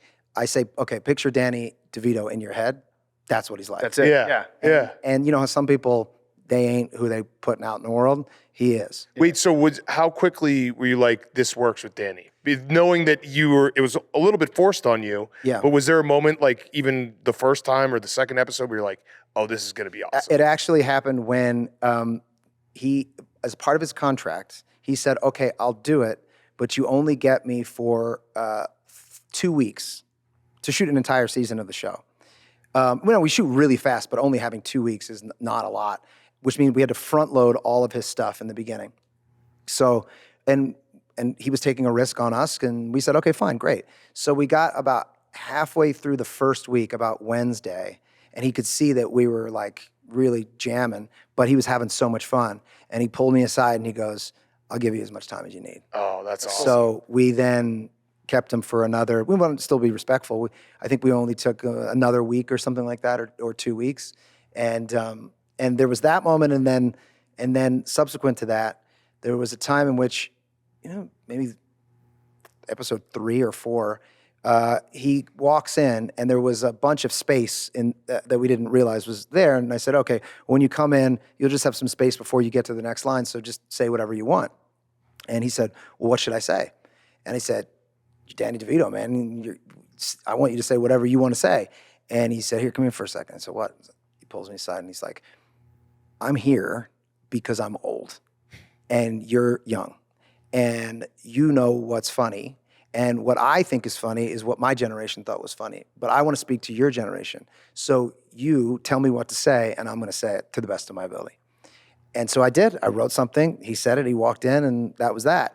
But not only did that help with the chemistry of our show, it taught me a very important lesson that I take with me to this day, which is to always be listening to the next generation or the next generation after that, because they're the ones that are dictating what the culture is. Yeah, That's why we listen to Zach. That's what we're going to do. Zach. Yeah. That's next before we get too Transitioning old. to pouring concrete. That's our podcast now. We had Danny on the show, I think it was like 4 or 5 years ago, maybe. He told a great story about you guys and the April Fool's joke that you played. Where everybody on the show fucked him in the ass. Yes. Yeah. And then he got to the last page and it said April Fool's. And now, was he into the script? Like after 3-4 pages, did he like tolerate as he getting boned tells twice? the story? I mean, it was actually us and the Chernin brothers who have worked with us and for us for years, and they also created my wife's other show called The Mick, and they're just like crazy funny guys. And we had an idea. But, you don't have a lot of time in the writer's room, but April Fool's was coming up, and Danny had done a few pranks, pulled a few pranks on us, and we thought, how can we outdo him? And we pitched it to the guys, and the guys sent us back a draft, and Charlie and I then took a pass and went really hardcore. But we were like, for it to work, he's got to believe that it's a real script. So let's make our storyline as real and as funny as we possibly can be, so he believes that this is true, and then let's have him sent to prison in the opening scene, and then every scene after that is him being abused by different groups in the prison, and each one put their own little spin on how they express themselves in prison. And Danny's body, or Frank's body, I should say. And he said he started like sweating because he thought the rest of the script was funny, and he was like, well, I don't know what the punchline is going to be, but man, I don't know if I can do this, because he's done everything we've asked him to do. And finally, the last line was "fuck you." That's incredible. That's so good. You should film that episode for the last. You really should. That should be in the last season. Whenever that happens to be, It was brutal. It was graphic. And you guys are so good. the fact that you've done 17 seasons through a lot of culture changes in America and like how, comedy, and there's all these discussions about it. But I think what you guys do better than anyone else is, and you said it to start here, like all the characters are terrible people. And that's what makes it work. You can make fun of anything when the joke is kind of back at you. Yeah. Was that a conscious effort? Oh, yeah, always. It allows us to do these things because at the end of the day, we're not saying these are like good people. They're bad people. You shouldn't be rooting for them. That's right. Yeah, and we never pander to the audience. I always assume the best of people and that they'll understand the joke and it's satire. And that if you're going to make a show about the worst people on the planet, then they're going to act accordingly. And that gives you a tremendous amount of leeway in so many different areas. And the thing that I find fun is depends on where I am in the country, because sometimes someone will come up to me and say like, oh man, like I love how you come at the conservatives and it's like such a progressive show. And I'm like, really? Is that what you think it is? Yeah. And then I'll go into like a conservative part of the country and people will be like, man, how do you even live in LA when you're like killing the lefties like on your show? And I'm like, really? Is that what you think it is? Because that is what we're doing. Yeah. We're basically looking at the entirety, the complexity of Western culture, American culture, and we're satirizing all of it. Yeah. And so I believe that the audience, again, I never pander. I assume that they understand what we're going for. And ultimately, number one, we're out to entertain. Number two, we want to make people laugh. And number three, we want to get them to maybe look at hypocrisy look at however way they look at the world through this very skewed prism. And we have never once taken our foot off the accelerator. Yeah. Did you think about putting a laugh track in ever? No, we messed around with it when we did like a couple of episodes where we put it in just for fun, but it wouldn't work, I don't think, on a show like that, because it's so confusing where the laughter is. Right. Like sometimes, people, you watch it with an audience and it's really fun because people will laugh at different things. And sometimes you do something, you assume the audience is going to love it and they don't give a shit. And sometimes you just put something in and you just kind of forget about it and then it's becomes something iconic for them. Yeah. It's also, it's sometimes patronizing to the audience when you watch a show and there's all this laughter and you're like, none of this was funny. Yeah. Who's laughing at that? Why is that a joke? Yeah, it's the same thing to me as I don't know. Look, everybody is entitled to their opinion, socially, politically, whatever. I feel like we have a tendency in our industry to need to express ourselves, and again, it's everybody's right, but express ourselves outside of our medium. And I kind of feel like a lot of the rejection from the public is people not saying stay in your lane. They're saying, hey, you have a platform already with which you can express yourself in every way you want. And we're willing to check in with you for 22 minutes or an hour and a half or 3 hours or whatever. So if you got something to say it through that. I don't necessarily need to see somebody who has that platform already then taking to another platform to express themselves. To me, that seems, again, everybody has their right to do it, but I would rather do it through the work. Yeah. All right. We're at the portion of the interview where I'm going to ask you a question about things that you probably have answered a million times, sick of talking about, but guess what? You're here. The gaining the 60 pounds, that was incredible. Although I was a little offended because, like, we do that every football season, like, just naturally. How hard was it? And also it's genius because I think you even said, like, a lot of times the actors will get hotter. I wanted to get grosser. But how hard was it to actually gain? And what was the time frame for you to gain 60 pounds? The time frame was 3 months, two and a half months. Yeah. Was it a lot of fun? Yeah. Sort of. It was fun in the beginning. And then it got less and less fun because we were getting closer and closer to production, and we had written all of these scripts that were addressing how large my character got, and I wasn't putting it on. You weren't big enough. I wasn't big enough, and like it was almost an intervention. I remember the moment very distinctly where Charlie and Glenn were like, "Can we talk to you?" And we have these like tense conversations all the time because we've got a very close relationship. And we close the door in the office, and they're like, "Man, you're not fat enough." And, we're going to shoot the fucking show in, in like 3 weeks, so you better double down. So that part was like, I was setting alarms in the middle of the night to wake up and eat And just a tip for anybody out there, cottage cheese is like the worst thing you can eat right before you go to bed because it metabolizes so slowly in your stomach. So I was just like hammering cottage cheese and pineapples and like blueberries and anything with sugar in it. And then I was taking ice cream and weight gainer, and I was just melting the ice cream and then putting weight gainer in and put on, eventually. The first 30 was easy. The last, then the next 20 was brutal, and the final 10 was really, really tough. Did you just feel so gross? I kind of felt great. That's awesome. Eating all that food felt like shit. Yeah. But I was also powerlifting. So the problem was that I was gaining weight just in my gut, and it wasn't going anywhere else.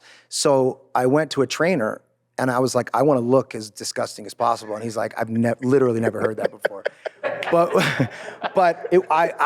was like, I want to get a big fat ass, and so I was doing like powerlifting. Mm-hmm. So it was a weird thing because I was bench pressing and powerlifting at the same time. I was also doing all this weight gainer. So I was in terrible shape because I wasn't allowed, I had to walk slowly up the steps. The trainer was like, I don't even want you skipping up the steps.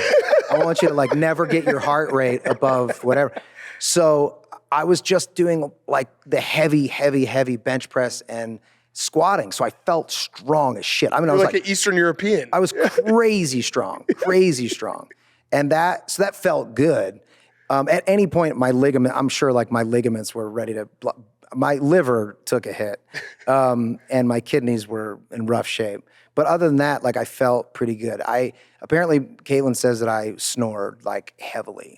So I had some sleeping issues. But other than that, I felt great. Yeah. And look, the point of it was like, I was watching in one of the episodes, and I decided to use a different take and even though the take that I had seen was funnier, and I caught myself and I was like, why do I want to use a different take?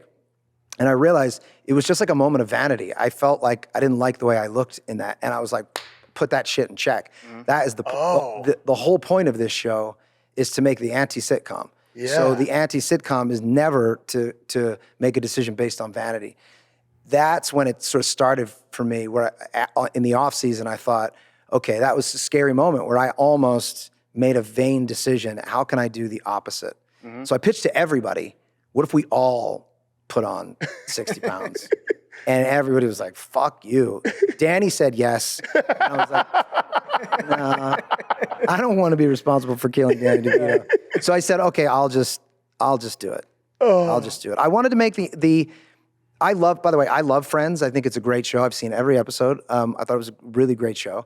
But they had already done that show. I wanted to do the opposite. Yeah. I wanted to do the anti-Friends. And so you watched in Friends as they got better and better looking as the years went on, and because they had more money and they had better doctors and they had better diets. And I thought, these people live in a bar and they treat themselves like shit. They would look like garbage. Yeah. So that's what I should do. I love it. I'm happy I asked, because I didn't know all of that story. Yeah. Like that's incredible. What about when you got shredded? How do you stay funny if you're actually like strong and muscular?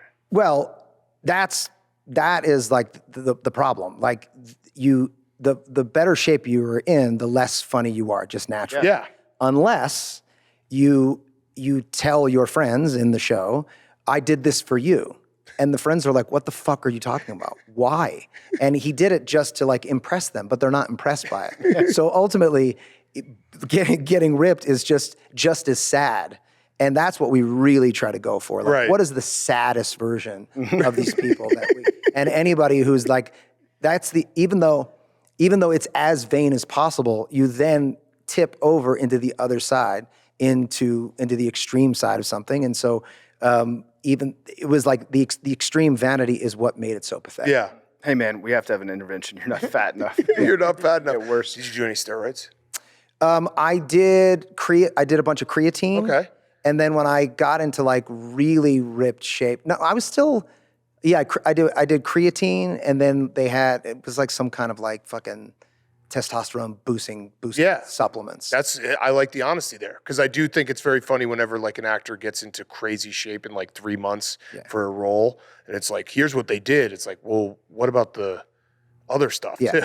Well, that's what I put out a post around the same time, and I was like, this is also like, I don't know, six or 7 years ago, but I pointed out how ridiculous, like what it took to get into that kind of shape. Yeah. And that I had a trainer and that I had a studio behind me that was paying for all of it. And I had somebody preparing my meals. And so I wanted to make it like abundantly clear that this is a ridiculous thing to do. It's a full-time job. Right. That I have a studio backing me for. And it's not a healthy way to live. Yeah. You know, so, Yeah. so yeah, I mean, I since then stayed in pretty good shape just because you it look feels good. good, but going back to that is just ludicrous. Yeah. Another question you've probably been asked a lot about, smoking with Snoop Dogg. You got high with Snoop Dogg. Are you going to do it again? Would you ever do Never. it again? No, fuck no. I was on Mars. And I don't smoke a ton of weed, even though it's legal in California. It doesn't have the same effect on me that it seems to have on people. It just like heightens my anxiety. Yeah. But if Snoop asks you to smoke a joint with him, You have to. you have to. Yeah. Yeah. You can't turn that Yeah. down. So honestly, if he asked me again, I'd probably still say yes. But yeah, it was fun because I got to hang out with him. But the whole time I was having a conversation with myself, like, buddy, keep it together. You're Yeah. still on Earth. You're sitting in a car in a giant van with Snoop, watching the Lakers. He likes the Lakers. Just pretend to like the Lakers and go for the ride. Were you self-conscious about like how you're hitting the joint? You're like, is this the right way to take the blunt? Am I I don't offending think him? he was paying attention to me, how I was smoking it at all. I think he wanted to just see if I could hang. Yeah. So I was like, okay, I'll take that challenge. Yeah. He probably gets high off challenging other Yeah. people like that. Like, Yeah. hey, take a hit of this. He definitely was keeping an eye on me just to make sure that I didn't like, I don't know, flip out, start taking off my clothes or some shit. Yeah. But yeah, I finished it. Yeah. Yeah. Well, this has been awesome, Rob. We really appreciate it. I had one last question. It's a rowback question. RHOBACK.com. Promo code TAKE, 20% off your first purchase. Q-zips, polos, hoodies, joggers, shorts. Rowback.com. The city of Philadelphia, your sports fandom, are you nervous at all if the city of Philadelphia wins too many titles? Does it change? Because like the Eagles now have won 2 Super Bowls in the last, whatever it is, 6 or 7 years. You know, the Phillies have been good. Sixers, who knows? But like, is there any part of you that like, and would that play out in how you write the show as well? Well, that's a huge part of why the entire experience of being a sports fan works and why this is what Welcome to Wrexham is about. Right. It's about fandom, and really what it's about is about community, and a community forged in tragedy, because there can be only one at the end of each year, and in every and any sport. And so there's something really beautifully human about that we are not forged in triumph. We're forged in tragedy the vast majority of the time. Your team loses, but you're doing it together, and it helps. I think the reason, one of the major reasons why people hold so desperately on to their fandom is because they want, it's a way, especially for men, to communicate to each other that they love each other and that they want to spend time with each other, and that they can bond with each other and they have something to talk about. But ultimately, at the end of the day, it's a bunch of 25-year-olds that you don't know moving a piece of plastic back and forth, or putting it into a net, or putting it or whatever, and we're putting all of this value onto it, and I'm myself included. I'm a massive sports fan, but at the end of the day, that is not what's relevant. What's relevant is who you're sharing that experience with. Yeah. And one of the things that I love watching is, you know, when something good happens on the field or on the pitch, I love watching what people do. I love watching fans, and we have cameras everywhere, like shooting everything. And the first thing that people do is they rise, they put their hands in the air, and then they turn to the left, and then they turn to the right, and then they look down, and they look behind them, and they either high five or they hug each other. And that shows you what it's really about, which is you get to, you know, you get 85 years on this planet if you're lucky, and and the only thing we have is time spent with each other. Yeah. So sports becomes that. Yeah. So that's the circuitous way of answering your question. I think that my biggest fear coming into this year is going to the Super Bowl, having it be the Eagles playing the Buffalo Bills. Oh. It would be devastating. Yeah. Because first of all, the entire nation would be rooting for the Bills. Yep. And Philadelphia as an underdog city, that's a huge part of our identity. Yeah, you get cucked. It's really tough, right? And like, I actually played golf with Josh Allen last week, and he's the nicest guy. Yeah, he's our friend. Yeah, right? he's He's the such best. a good guy. He's an incredible player. That organization deserves to win. That town deserves to win. And, you know, those are the kind of identity checking moments that are really, really tricky. Yeah. But you still want to win. Yeah, of course. You still want to win course. every year. So I don't know. I hope we win the next 5 Super Bowls, but I also, it seemed to me like all my friends, all my Patriot friends, like they seem to enjoy it. Yeah. Yeah. The constant. Yeah, yeah. So I don't know. I don't know. That's a good answer, though. That's a good answer. But the Bills thing, it would be, you guys wouldn't have any leg to stand on Yeah. as like, you know, like underdog Philly. My dream scenario would be that we play the Chiefs again, because then I feel then like people would root for you, the Eagles again. Yeah. I think so. But you know, if oh man, I would get killed if I even said about what I was about to say. So I'm not going to say it. I'm not good going to job. say it. I Good had job. to, I had to stop myself. Max, our producer right here, if you had said what you were about to say, Yes. he would have called you a pussy when you walked out of the room. I would. So you did. It's good you didn't say it. Yeah, I would love to see. It's so difficult because I would love to win every Super Bowl, but man, it would be great to see the city of Detroit win a Super Bowl. It would be great to see Cleveland. Cleveland, Yeah. Buffalo, because it feels fucking good, man. Yeah. Yeah. Well, thanks, man. This has been awesome. Thank you. Loved having you on. Best of luck this weekend, and anytime you want to come back on, we'd love to have you. Hell yeah. Well, look, I'm a fan of you guys, and it's just like that story I told about Danny. I grew up listening to sports talk radio in Philadelphia, and that's also something that unites us all. But you guys are the next generation of young people like talking about sports. So I don't know that we can ever We're do. 40, but Yeah. I know, but that's still 8 years. That's still 8 years younger than me. Yeah. WIP. I think that's going to be its own. it will thing, exist always and forever. Forever. Yeah. Forever. Yeah. Yeah. All Anyway, right. I appreciate you having me on. Yeah. Thanks, Rob. Okay. We now have our good friend Mardy Fish on the show. We thought last year we were talking.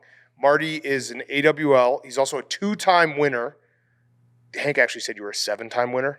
I don't know if he told you a lot. Yeah, I know. I asked you. I was like, damn. Oh, you're yeah, seven he for did. two. Yeah. Like, He said that 7-time winner, but we were like, Marty's the coolest dude ever. He listens to the show. Let's have him on. He's going to go win this tournament this weekend. So when you're watching on Sunday, you're going to see Mardy Fish and be like, oh, that guy also listens to Pardon My Take, and he's the man. So Mardy, thank you for coming by. Are you going to win this tournament? I get that question a lot. Thank you for having me. I am a big fan of the show, AWL. I was excited to meet Zach. Yeah. To be honest. Well, everyone is. Zach's a star. Yeah. He's a star. I can't tell if he's serious or not, but he's dead serious. Yeah, and I love it. He's so nice. Yeah, dude, thank you for having me on. I'm a big fan. Played, okay, am I going to win? It doesn't, golf is different. Golf doesn't work like that. Like, golf is like a lot of extra stuff. Like, golf is a lot of bounces, a lot of luck, a lot of this, a lot of that. Like, tennis is like, if you're better than somebody, you're going to beat them most likely. I feel like I'm the best player here, but it doesn't mean a lot. But I'd like to win. Yeah, I did a bad job of introducing you. Yeah. You were a tennis pro. Ninth in the world at one point. Yeah, 7. I got to 7. Yeah. 7th in the world at one point. That's when won you got some the 7. tournaments. went to some. You went to the gold medal game, right? I did. Yeah, I lost the. You either win the gold, win the bronze. You either win the gold, lose the gold, or win the bronze. Okay. Yeah. That's Especially in like not like a race. Like if you're in a race, you finish second, you're elated. But I lost, and they gave me the silver. So it's like I think silver's worse than bronze. Yeah, absolutely. I agree 100%. Yeah. You can, because the last thing that you remember when you win the bronze is obviously winning. Yeah. It's another good You got to player. win to get the bronze, and Right. you're elated, right? Like you got a medal. Right. And I was devastated that I lost the gold. Right. And I was just standing there, and they're playing the Chilean anthem, and I'm like, "This is a beautiful song, but like, this is the last thing I want So to you hear." lost to a guy that we don't even know. I lost to a Chilean guy that you've never heard of, and then I mean, he was a good player, but Yeah. and then the guy that finished third was Chilean as well. So those two, then when they do because I was up 2-1. I mean, I was up 2-1 in the final and a break in the fourth set. So you don't know tennis very much. No, I do. I'm following a little bit. I got it. But I was up big, and I ended up losing, and then they're joining each other in the middle on the podium, belting out the Chilean anthem. And you're like, this kind of looks like Texas, but it's not. It does. Yeah. Wait, so what were you up in the fourth set? I was up 3-1 serving in the fourth. 2-1, 3-1 serving.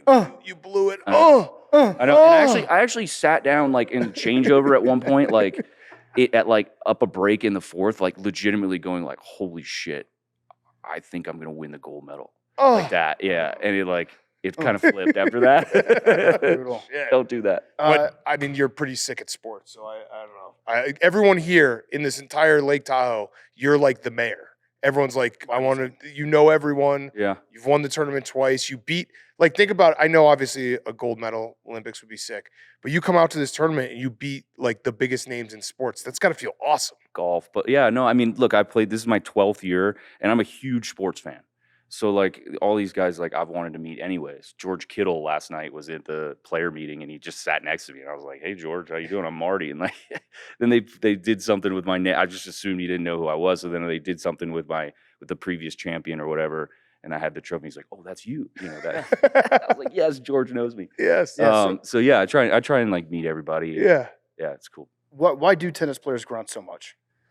I mean, you got to let out like the energy and emotion and energy. I don't know. Like some people don't. Like Roger Federer didn't grunt at all until like late in a huge match. It was the only time he ever grunted. But then like there's WTA tour, like there's a ton of grunting, and they must I think they practice it. Like WTA's the women's tour. Yeah. Yeah. Yeah. That. Who's Monica Seles? Like, what? Yeah. Yeah. What? Monica Seles was, one of the worst. Sharapova was loud when she got indoors as well. Like, just Would it bother you? Would it fuck you up if someone was Wrong. grunting like crazy? I in your mean, face? a lot of like you get like some South American guys who would grunt and they would hit it and they'd hit it and then they go, eh. so it hit their racket. It's like, okay, now it's hitting their racket right now. Eh. Like that. And it was like, come on. Oh. You could say something. You usually end up saying something to them Yeah. if you're losing. Yeah. So obviously, world-class tennis player. You're very close to being a world-class golfer, right? Yeah. Like, how far away are you from being a pro? I mean, technically I am because I accept the prize money here. Yeah, smart. Oh, Yeah. what is Yeah. the prize? So is Charles Barkley. Oh, technically. Okay. What is the prize money? You win 150 grand if you win the tournament. Okay. Yeah. That's Real money. Pretty good. That's real My money. kids go to a really expensive school. That's real I money. need to win. Yeah. Like a tour guy.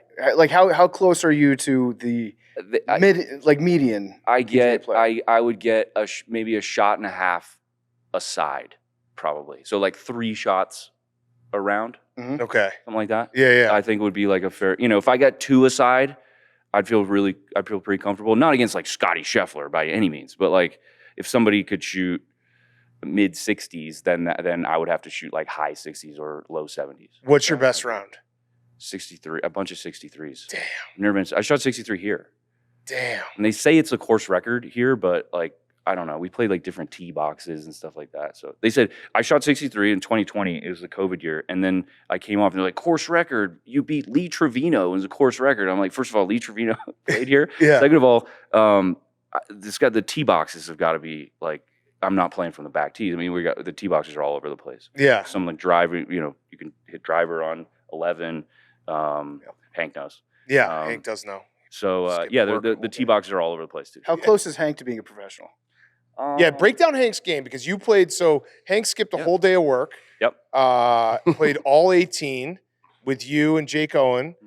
Said he had the best day ever while we were working. Yep. We're all like, these guys barely slept. Working out? I don't know. No, there was They're a just camera. sitting here being like, Sitting "There, here. he is Did you fucking bring a assholes golfing." Did you bring a camera out with you? No, My phone. I Oh, took a couple should have. pictures. That would have been smart for an internet company. But go ahead. I took a couple. I took some video. Yeah. So Hank comes up, says he's a 14, and immediately Jake is like, this is bullshit. This guy's a sandbagger because like the first couple shot, you like rips driver on 2. I mean, he was good. He was like, I don't know, maybe he'd be a really good traveling 14. Like I want Hank and a member guest. Oh, So you get a lot of shots. Is that a backhand compliment? Because I've gotten that a few times too. Yeah. It's like yeah. So it's like we're saying. Well, you're better than You look you're like you're better better than than you you're are. saying you are. Right. Basically. yeah, okay. Yeah, you're better than you're saying you are. Is a sandbagger, and I That's think what Hank, Hank yeah, I is. think Hank like I think he could easily. He's got a gorgeous golf swing, so like I think he could be a 5 handicap, no problem. You just gotta play. You just gotta let him play more. Oh, I mean, Yeah. Thank you. I don't know if he physically could play more. There's not enough time in the day for him to play more. He's just gotta play more. You guys tape at night. I mean, like just let him play during the day. So break down the weaknesses. What are the weak points? We hit one shank on a chip. Oh. Chipping, yeah, like kind of around the green. Like he could keep it in front of him. He gets it up around the greens. And then I feel like too, he's gotten better. We talked about this. He's gotten better. He's in his game, he says. And so he's making bogeys. And he's like, no, I'm totally fine with that in making bogeys. I'm like, no, dude. Like you can make pars. Like we can let's make 5 pars and 4 bogeys. And let's not make any double bogeys. And so yeah, he'd get to like number 7, which is that par 3 that Steph hit a hole in 1 in 2 years ago. And he'd play first 6 holes like really good. And then get to number 7 and hit pull 1 over there and then chip over here. Oh, no, that was the one was on the with back. That was the putt. He had one, he had the greatest putt I've ever seen in my life on number 7. Oh man, we should have had on camera. Damn it. That would have been sick. So he hit a pretty bad tee shot on 7 and then hit a pretty bad chip. The pin's in the front and this green is like 100 feet. And the pin's in the front and he's in the back. And he can, if I was playing in the tournament, I'd chip it because he has to go over the corner of the bunker, basically. And so he doesn't chip it. He just hits his putt. It's like a putt, like a mini golf putt. And he just goes right through basically the fringe, the rough, and then the fringe again, and then rolls all the way down, takes the break, and goes like 2 feet or like less than 2 feet from the hole. Gimme. Great 4. Great lag Pick up. putt. 4 on to the next Our hole. plan is working perfectly because if people didn't hate Hank enough for golfing, they're going to hate him even more that we're just recapping his round. Yeah. This is awesome. Can I get- I fucking love this. This is what I do every time I We've set him shower. up again. Yeah. Can I give you another strength of Hank's game? Yeah. You probably saw this once or twice when he hits a shot and then after he makes the contact, like he'll try to hit a draw, Yeah. but he doesn't really know how to hit a draw. And then after he hits it, then he'll start like twisting his club his to the body. side. Like he's willing it, like in the old Tiger Woods game. You could put spin on it in midair. He's turn his body Yeah, he's- after the fact. very good at that. I got a dumb question for you, Marty, because watching you around here, you are the mayor of this whole tournament. Is having like an incredible golf game when you're not a pro, like one of the greatest, like get you into places thing? Because I feel like everyone wants to play with you. You know everyone respects the hell out of you. And it's a lot because of your golf game is so good, right? I think that what it's helped me in this tournament, like at least meet a lot of people because I don't feel like everybody knows me here. And it's 15 years ago. I retired, 10 years ago. I retired exactly 10 years ago in September. So I feel like everyone kind of looks at the top of the leaderboard usually, or like who's winning or who's around there or whatever. So then I can like go and say hello. And I'm pretty friendly, so I'm not afraid to like go say hi to somebody. Yeah. And like them tell me to fuck off or like I don't know you or who is it. You can feel that. Yeah. Right? But then most everybody, and that's the fun part about this place is most everybody's super friendly. It's a pretty humbling place. Like the player meeting last night, like Steph is there, Aaron Rodgers is there, the guys that like Justin Gaethje's there, like guys that like are the top of the top. And like you're just sort of sitting in there too, and it's cool. You're the top of all of them. It's really cool. That's the cool in part. golf though. It's That's not- something, but it's something they all want to be the best. Yeah. They want to be. those guys do for sure. Yeah, they want your golf I game. could probably sell my game. Yeah. Yeah. For a lot of money. Yeah. If you could do that, I would do that. If you had picked golf instead of tennis, would you have been a professional golfer? Because you were playing tennis when you were 2, right? Yeah. I played golf and tennis and baseball at a pretty high level in like junior whatever. I stopped baseball at 13. I stopped golf at 14. So I played like junior golf and junior tennis, like kind of trying to figure out which one or whatever, or which one I liked more. And I Might liked be the whitest guy ever. the other. Yeah, they say the country club Bo Jackson. The country club. That's great. And so they're like, so they were I'm trying to figure out which one. My father is a tennis teacher. He teaches at a club in Vero Beach, Florida, and he pushed me towards tennis. He's been going to the U.S. Open before I was born as a fan. Yeah. So I showed like a little bit of promise in tennis, and it was like all tennis. Yeah. Yeah. And so I played like junior golf. I was a good junior player and whatever. I think I could have figured it out, but tennis was the one. I think it also helps that you've got a cool name. Yeah. Mardy Fish. Like, Marty don't forget. Simpson Fish. I didn't deal with that my entire life. Could have been that's a great name for a country singer. Mardy Fish. Yeah. And it's with a D too, which is cool. Yeah. Marty with a D. Yeah, that's cool. Yeah. All right, so this week you are gonna win? Can you win for us so that when people watch and Did you guys bet on it? No. Well, I mean I should. I will. Yeah, I will. Okay. Are you sponsored? Sponsored by. Would you like to be sponsored by Pardon My Take? Love to be sponsored by Pardon My Take. I have a Pardon My Take hat. Yeah. You wanna wear that hat? Love that hat. Yeah, wear that hat. Yeah. Here, I'll trade Put you that hat hats. on. Game worn. Okay. I'll trade you hats. There it is. All right, so you're gonna be wearing that hat when we watch on. Well, I'll ask the guys if I can wear that hat. No, you can wear that. They hat. pay. They paid you? Okay, I don't want to take money out of your pocket. No, Have your but caddy I'll wear the hat. definitely. There we go. Yeah, there That'll it work. is. Yep. 1,000%. There it is. Deal. Could Hank ever play in this tournament? Could you get him in this tournament? It would be very fun. We're gonna get Get 50 in this tournament. What about me? What if I get good? I could get a lot of people in this tournament. Hank, no. That's Okay. a tough one. Zach? What we about can- Zach? I could get Zach in. Zach's the nicest dude ever. Zach's like, no, I don't want to play. Do you think PFT and I will ever play in this tournament? I'd have to get so much better. Yeah, you guys should 100% play in this tournament. Yeah. You guys should just let's do the threesome. Just do a threesome. That would be hilarious if they allow it. Be like, they can't win it, but they're just gonna do a 3-man scramble. Best ball. Yeah. Like your just best see, score. just see what it is. This is You were- Pardon My Take score. They can't technically win it, but we're just gonna put it up on the leaderboard. It'd be good for TV. I think that's the only way we it can would keep be- up with the pace of play, too. It would be very funny. I think we could actually figure that out. Throw that out to them. I will. Because the other part of that is like, we would just fight the entire time. Yeah. Mhm. Like Yeah. when we do scrambles together, it's just it's a fight on whose ball is better and like. Is there like another podcast that you guys can play? Call her daddy. all the golf podcasts are significantly better than us. Yeah, Yeah. but maybe not them. Like Yeah, we can find one. Come Town. no free ads. Unite. on them, but like no free ads on anyone. But like, could like the Levitar guys? Can we just? Yeah, we'd play them. Yeah, we'd Yeah. smoke Yeah, them. we'd smoke Yeah. them. Smoke them. Rosillo by himself. I brought Kelsey Rosillo brothers. out. I brought Rosillo out a couple weeks ago to Bel Air Country Club. And I didn't know he was that bad at golf. How bad are we no, talking? He's gonna hate this. Well, he's too strong. He is too Yeah, strong. he's He's too too strong. strong. His That's pecs not get in the fair. way. His stomach's too big. He's too strong. Abs are too big. Yep. Stomach is too big to get around the club. man. Oh Like, no. he's got a great golf body. He's got too much muscle, but he's got a great golf body otherwise. Okay. Okay. Yeah, Okay. great golf body. Besides the whole body, Besides he's the got a entire, great golf all the body. muscle. If you take away a lot, like 3/4 of the muscle, Yeah. perfect golf body. He'd be Besides, shaped like a pear. yeah, his entire build. Anyways, I brought him out, and I was Yeah. like, Rosillo. We actually talked about you guys. Like, yeah, I love this guy. Whatever. Yeah, he was like I didn't know he was like a 20 handicap. Yeah, I don't think he golfs a lot. No, well, yeah. He's locked into tape. I think he hits balls a lot. Yeah, he might. Goes out to the the local muni and hits balls. Yeah. I had one last question. Were you the first person, professional athlete, to talk about mental health? Because that's kind of cool. And I'm not saying it as like a yeah. brag, but like we've gotten to a place now in sports where we actually, as fans, like realize, oh, these are human beings. Where I think 15 years ago that just didn't exist. I mean, it took me 3 years to actually talk about it, like, outwardly to non, close friends and family. I mean, I know that Michael Phelps talked about it early. It seemed like my Netflix doc came out at a perfect time where they actually waited because COVID happened and they waited a year to start those Untold series on Netflix.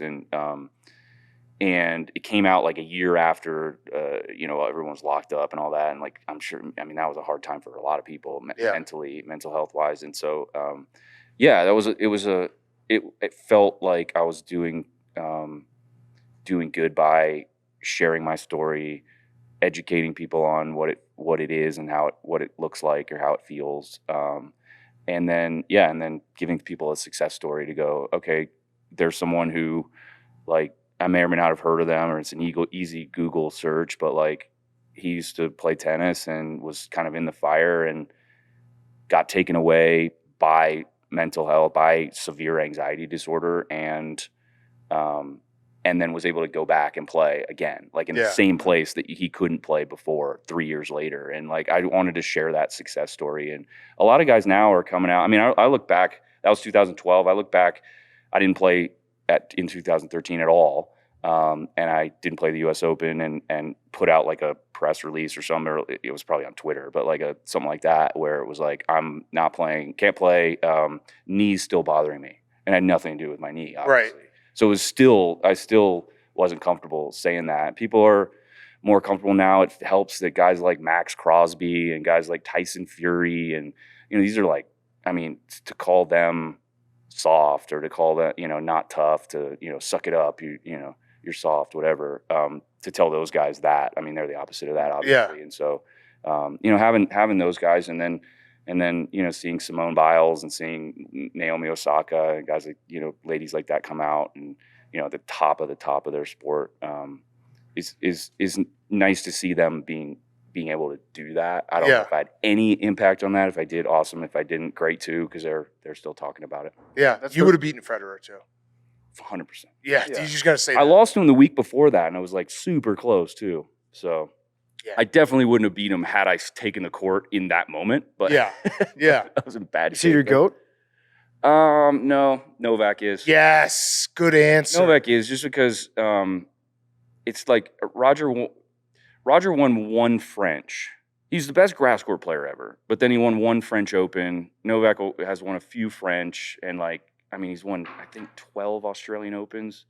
I mean, just incredible. And I played I played the three of them a bunch, and I never beat Novak. I just, like, everything came back, and everything came back with interest, and everything came back deep in the corners, and like, just never gave you anything. You had to earn everything. And Roger and Rafa were like, Roger would dump some balls, and like, he'd try some shots that normal people wouldn't try, even normal professionals wouldn't try. But and then Rafa was like, Roger's the most talented player ever. Like, he's the most talent laden person maybe in like any sport. Michael Phelps is like, have you guys seen Phelps in person? He's a human dolphin. I don't think so. Yeah. He's a human dolphin. Don't forget about Joey Chestnut, though. Yeah. Yeah, that's big. Yeah. So we just saw him. Yeah. Michael Phelps is a human dolphin. Like, his torso is his entire body. Mm-hmm. Like, it's insane. Yeah. So, yeah, these Roger was like born to play tennis. He's built to play tennis. And, Yeah. Yeah. Oh, I have one last dumb question I never understood about tennis. When you guys just like give up on sets, what's the point they give up on a set? What's the number? Like, where it'll be like 4-1 and they'll be like, I'm just not going to try anymore.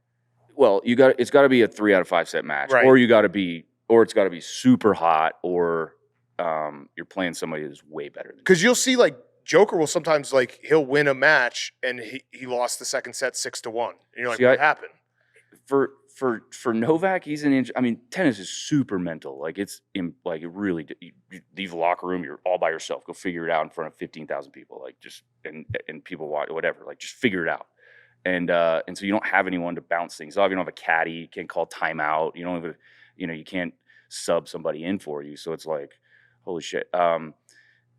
Those guys, yeah, like, when you get to a point where it's double break and maybe you're playing, like, so 2 break, like, you've lost your serve twice in the set and you're playing somebody that's way better than you, or better than you, and you need, like, it's all conserving energy. Right. But like, Novak, honestly, I feel like he needs he's so much better than these guys that, like, he'll go second round match in a Grand Slam and he'll lose the second set 6-1, like you said. And it's like, where did that come from? Honestly, God, I think he does it to like fire, like to put himself in uncomfortable situations. Right. Like, he legitimately does. Like, That's crazy, he yeah. needs to like go at his player box and like, get feisty on the court. And if he's not his himself. And I think that's why people don't love watching him play, or don't love him watching him play as much as Nadal or Federer, because they're such a classic, like, Roger's such a classy player. Rafa's like, that brute, like kind of strength and like in your face bull, but he's a sweetheart of a guy. And like Novak is also very nice, but his personality doesn't come out because sometimes he looks like a dick on the court because he's like going at his player box or yelling at someone or, talking to the umpire or whatever. But he's like putting himself in these like weird situations to like fire himself up. I guess it's the thing too, because if you try to conserve energy, you're also conserving your opponent's energy because you're not working hard. So it's like, we're both getting a break here. You're just winning. And sometimes, you can get into, there's in the summer after Wimbledon, what's going on right now, there's a bunch of tournaments in the States. It's Washington, D.C., it's Cincinnati, it's obviously New York and the U.S. Open, like in the dead of summer. There was a tournament in Atlanta, dead of summer. It's 110 degrees and 150 on the court, right? Like it's like incredibly hot. And so sometimes your body like just doesn't respond. And you can't call it. It's like I can't sub somebody in because I didn't sleep well the night before. Yeah. Wimbledon is this weekend, right? The finals? Yeah. Yeah. So who won? No, we're running this tomorrow. Yeah, I know, but who's going to win? Who will win? I think Novak wins this. Yes. Okay. I really do. I think this is the last. I think he gets to 25 majors, and I think this is the last one he wins. I don't think he can win like a hardcore. He can't win the French, and then I don't think like with Sinner and Alcaraz. It can happen, but like I don't think he can win a slam outside of Wimbledon anymore. He's an amazing grass court player. Did you ever see the Battle of the Surfaces? I'd forgotten about it, and people tweeted at me. It was Federer against Nadal, and they made the court half grass, half clay. I remember that. Didn't Roger and Andre play on like the top of a helipad? Yeah. Oh yeah, in like Dubai. Yeah. That was sick. I don't know who won that one though. All right. Well, Marty, you're the man. Thank you for listening, and also we're going to be rooting hard for you. Thanks for having me on. Yeah, very special guest. Yeah, big fan. Yeah. Fyre Fest of the Week is brought to you by Fruit of the Loom. For some reason, guys hold on to their underwear way too long. Why? Who knows? But when a fresh, comfortable, well-designed pair of Fruit of the Loom costs less than your morning coffee, there's really no excuse. Refresh your underwear drawer today with well-made and well-priced Fruit of the Loom. They gave us a bunch of underwear this week. We wore them during the hot seat chill throne that we did on Wednesday. Super comfortable, great looking underwear. Fruit of the Loom. You can find Fruit of the Loom anywhere that underwear is sold. They deliver legendary comfort and iconic style that you can trust. With nearly 175 years of expertise, they craft essentials that feel like designer, but at a fraction of the price. So refresh your underwear drawer. Get some well-made, well-priced Fruit of the Loom today. Okay, let's wrap up the show. We got Fyre Fest of the Week. Hank, Chill Week, Fyre Fest of the Week. Yeah, it's tough to have a Fyre Fest on Chill Week. I do have one, but it's You do? Yeah. You didn't get to play more golf with Mardy Fish? I already missed Marty. Yeah. Mm-hmm. He's a great golfer, great guy. Great golfer. Better person than golfer? It's tough. It's a toss-up, but yes. Okay. That's kind of disrespectful to his golf game. Yeah. No, he's a great golfer, but he's just an even better dude. Yeah. Now my Fyre Fest of the Week, which it's one of those things where it sounds crazy to say I'm not that upset about the fact that I lost $8,000 at PFT in a long drive contest because is that video out? It's out. It came out today. Okay, love it. Came out Thursday. Go watch it. Long drive contest. PFT basically after the dunk thing ended, the day of was like, all right, let's do a long drive contest, $1,000 a yard, and I shook his hand really without processing what the bet was. Are you calling me predatory? No, it was just one of it. I shook your hand. I agree. I was just thinking, Hank. Did you take advantage of it? No, a guy like me, I'm always thinking of content. I'm always thinking about producing videos, content for the show. And so I'm thinking to myself, okay, what's next up now that Hank failed to dunk? Let's get another challenge for Hank. Yeah. So for the last 6 months or whatever, it's been kind of like back in my head, like I'm fucked. Like PFT can hit it at the time probably 60 yards, 70 yards easily further than me. So I was looking at a big check. Mm-hmm. He hurt his back. Honestly, I thought I was going to win because his back was so injured and he wasn't able to, fully unload on a drive. My torque was compromised. I ended up only losing by 8 yards, $8,000, which again, like it sounds crazy because it is a lot of money, but I'm like pretty happy with that. Can I offer you something? And then I found out I owe him another $1,000, which I don't know that. Well, I'm not making you pay the other $1,000. I went back through my Zelle history, and I found that in 2022 I had. Well, you have never accepted a Zelle. Yeah, I didn't know that I had to accept them, and so I go back, and all the payments that I've gotten there are from people who are paying me like $50, $100, whatever. And then back in 2022, I see an outstanding payment from Hank Lockwood and we were trying to figure out where it was from. We think it was at the Final Four in New Orleans at the casino. I think I gave you $1,000 to gamble with that night. But I'm such a nice guy that I'm gonna waive that debt, and then I'm not gonna make you pay me the $8,000 in cash for the drive. I'm gonna make you work it off, maybe via a series of parlays. Ooh. like I also have a deal for you. If Okay. you'd like. So you owe him 8,000. I'm willing to match and double. You owe PFT 8,000. Yeah, right? Is that right? Yeah. I'm willing to match and double. So that's 16,000. So you would get your debt cleared and you would make $8,000. And all you have to do is a 1-hour comedy special that we put out on the Pardon My Take YouTube, and it has to have 1 million views. No thanks. Okay. All right. Well, hey, listen, I was just thinking about content. I'm always willing to figure out ways to negotiate this, Hank. How about getting a cat? Ooh. How about a soul patch? No. How about no. dunking? I tell you what. How about abs? Abs are coming. I mean, I had abs at one point, maybe not after the last 2 or 3 weeks. Listen, the Boston to Chicago to Boston, Pebble to Tahoe, I'm burned out. Yeah, that's a lot. That's tough. so much. Sounds hard. I'm burnt out. No traveling for like 2 weeks for me. Tell you You what, sound like Mincy. Hank, I can waive that debt as well, and I'll pay you $8,000 if Max gets a soul patch. Wait, I'll that's give you why wouldn't you 500. do that deal, Max? Yeah, I'll give you you 500. split it with him. Yeah, I get $4,000 bucks, Max. 200. I will happily decline that. $4,000 for a soul patch? No, thank you. Zach, what are your thoughts on the soul patch? I think $4,000 soul patch. You got to take soul patch. All right, if we're offering money around, Zach, what about 10K? You want 10K cash? What do you need me to do for that? Just a little sex tape. I just Want to see how much you're not an intercourse guy? It's more of an outer course. Nobody's watching that weak stroke game. That's not going to. Okay, all right. That's why offers there, though. If you ever get a jam, I appreciate 10K. that. Hank, honestly, like you improved a lot as most improved driver award. Thank you. The MID, the mid You were award. close, dude. I mean, you also had, like, people should watch the video, but Hank had, I think, 4 really good drives. PFT just hit 1 bomb. PFT hit one low, like he had a perfect drive. But I'm happy with my effort. Just the I am result too. wasn't what we wanted. You'll get there, Hank. You'll get Yeah, there. you'll get there. And maybe you'll get the TrackMan working Yeah. as the golf guy. I will get the track man working. As the golfer. That's a promise. Me and PFT will be grinding. Next week we're back to the grind. And it's good to have my relationship with Hank back, not as competitors, but as CEO. Yeah, employee. the field came out. I think it's a gettable field. When is the field for the Internet Invitational? Yeah. I'm excited about it. I was Yeah. looking at the lineup.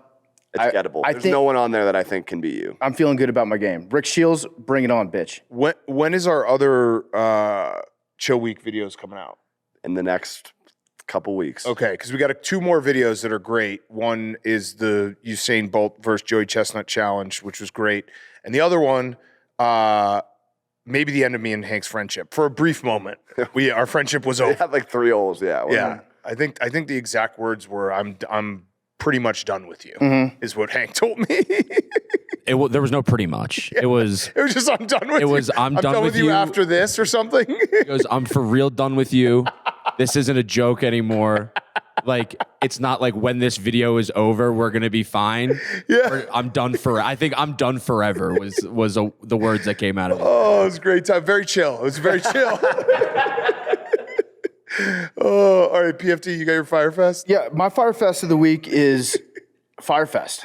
Oh, I think it might be my Fyre Fest. okay. Billy McFarland from Fyre Fest hit me up 2 days ago. As he does, we've got a little texting relationship. Don't really hang out that much, but one day we'll start to chill. He hit me up a couple days ago. He said, "Hey, PFT, just want to let you know I am selling the Fyre Fest IP. Oh, If you're interested in purchasing it." So I got the link right here. You can own the Fyre Festival. You can own the brand, the trademark, the IP, the social media assets, and more. It's for sale on eBay right now. You know how much it is? okay. Sale on eBay. So is there a minimum? Well, no, it's an auction. Is going there a on right buy it now? now. There's no buy it now. Is there Okay. any bids on it? There have been 114 bids. Oh, I think it probably is 8,000? I was gonna say 10,000. Okay, maybe I won't buy this anymore. Okay, what is It's it? $205,000 right now. Hank, $205,000. you gotta stop spilling this coffee, What are you Hank. doing, dude?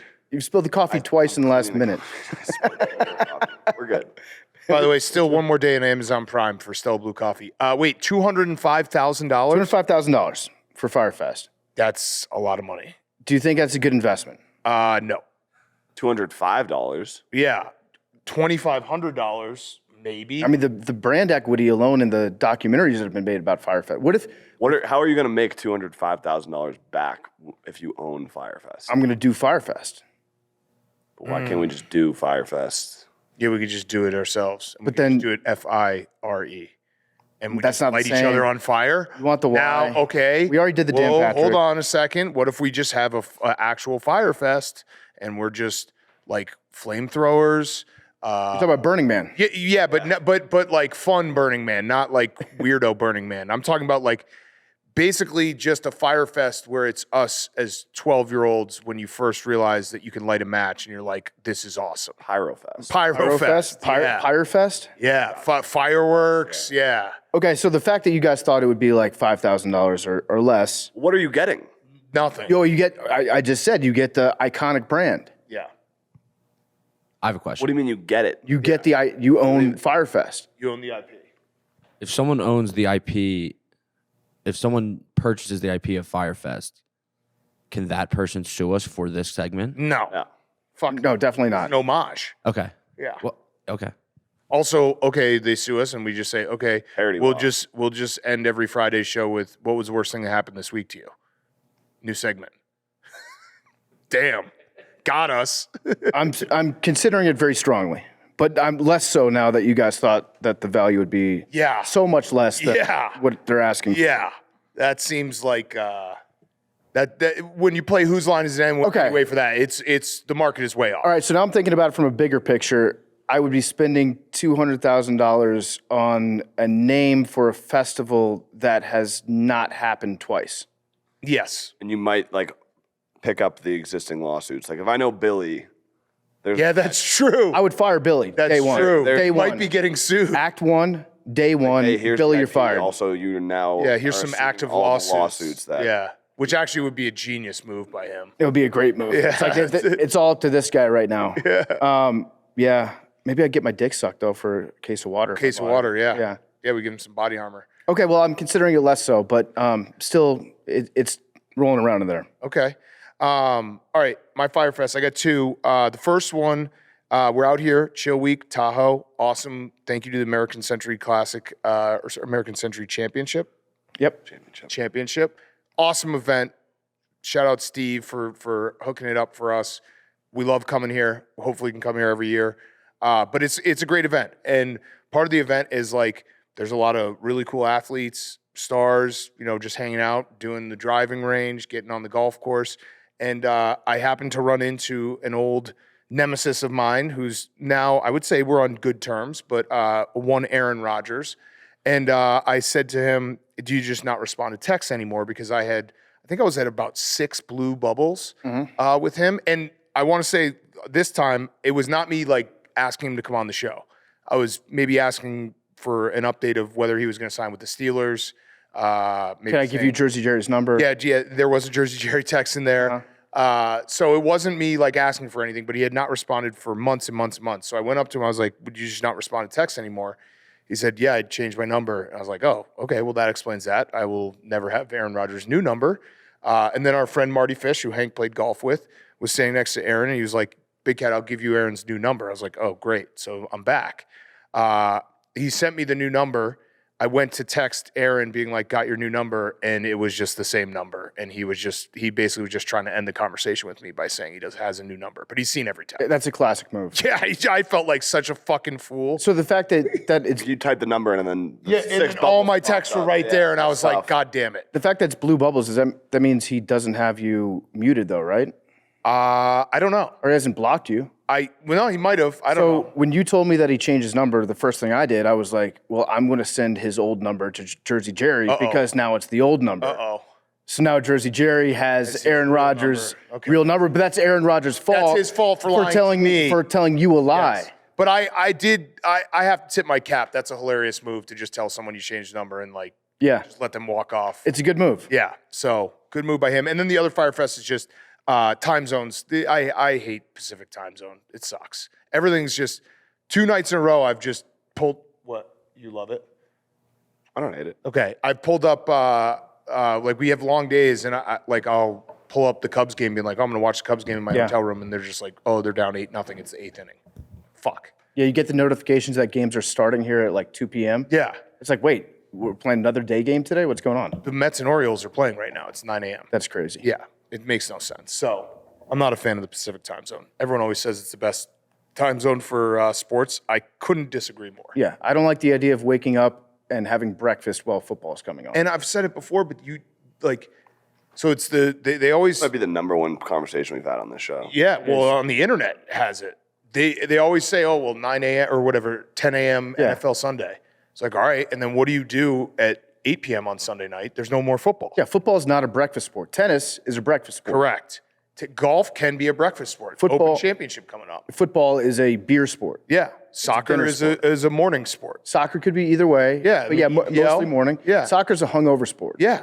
Football, you need to have your wits about you. Yep. So, all right, Zach. My Fyre Fest of the week, we did travel this week, is personally packing. So I've got, right now, I probably have like 11 pairs of underwear, 4 phone chargers, and 2 pairs of headphones.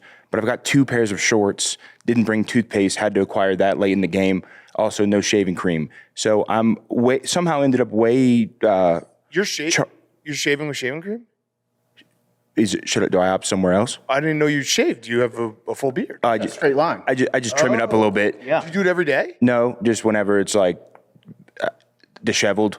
Okay. But somehow I ended up really tech heavy in my backpack and no clothes. So Wait, you just have no clothes? I have 2 pairs of shorts, an insane amount of boxers, but way too many chargers. I can't wear 2 pairs of headphones.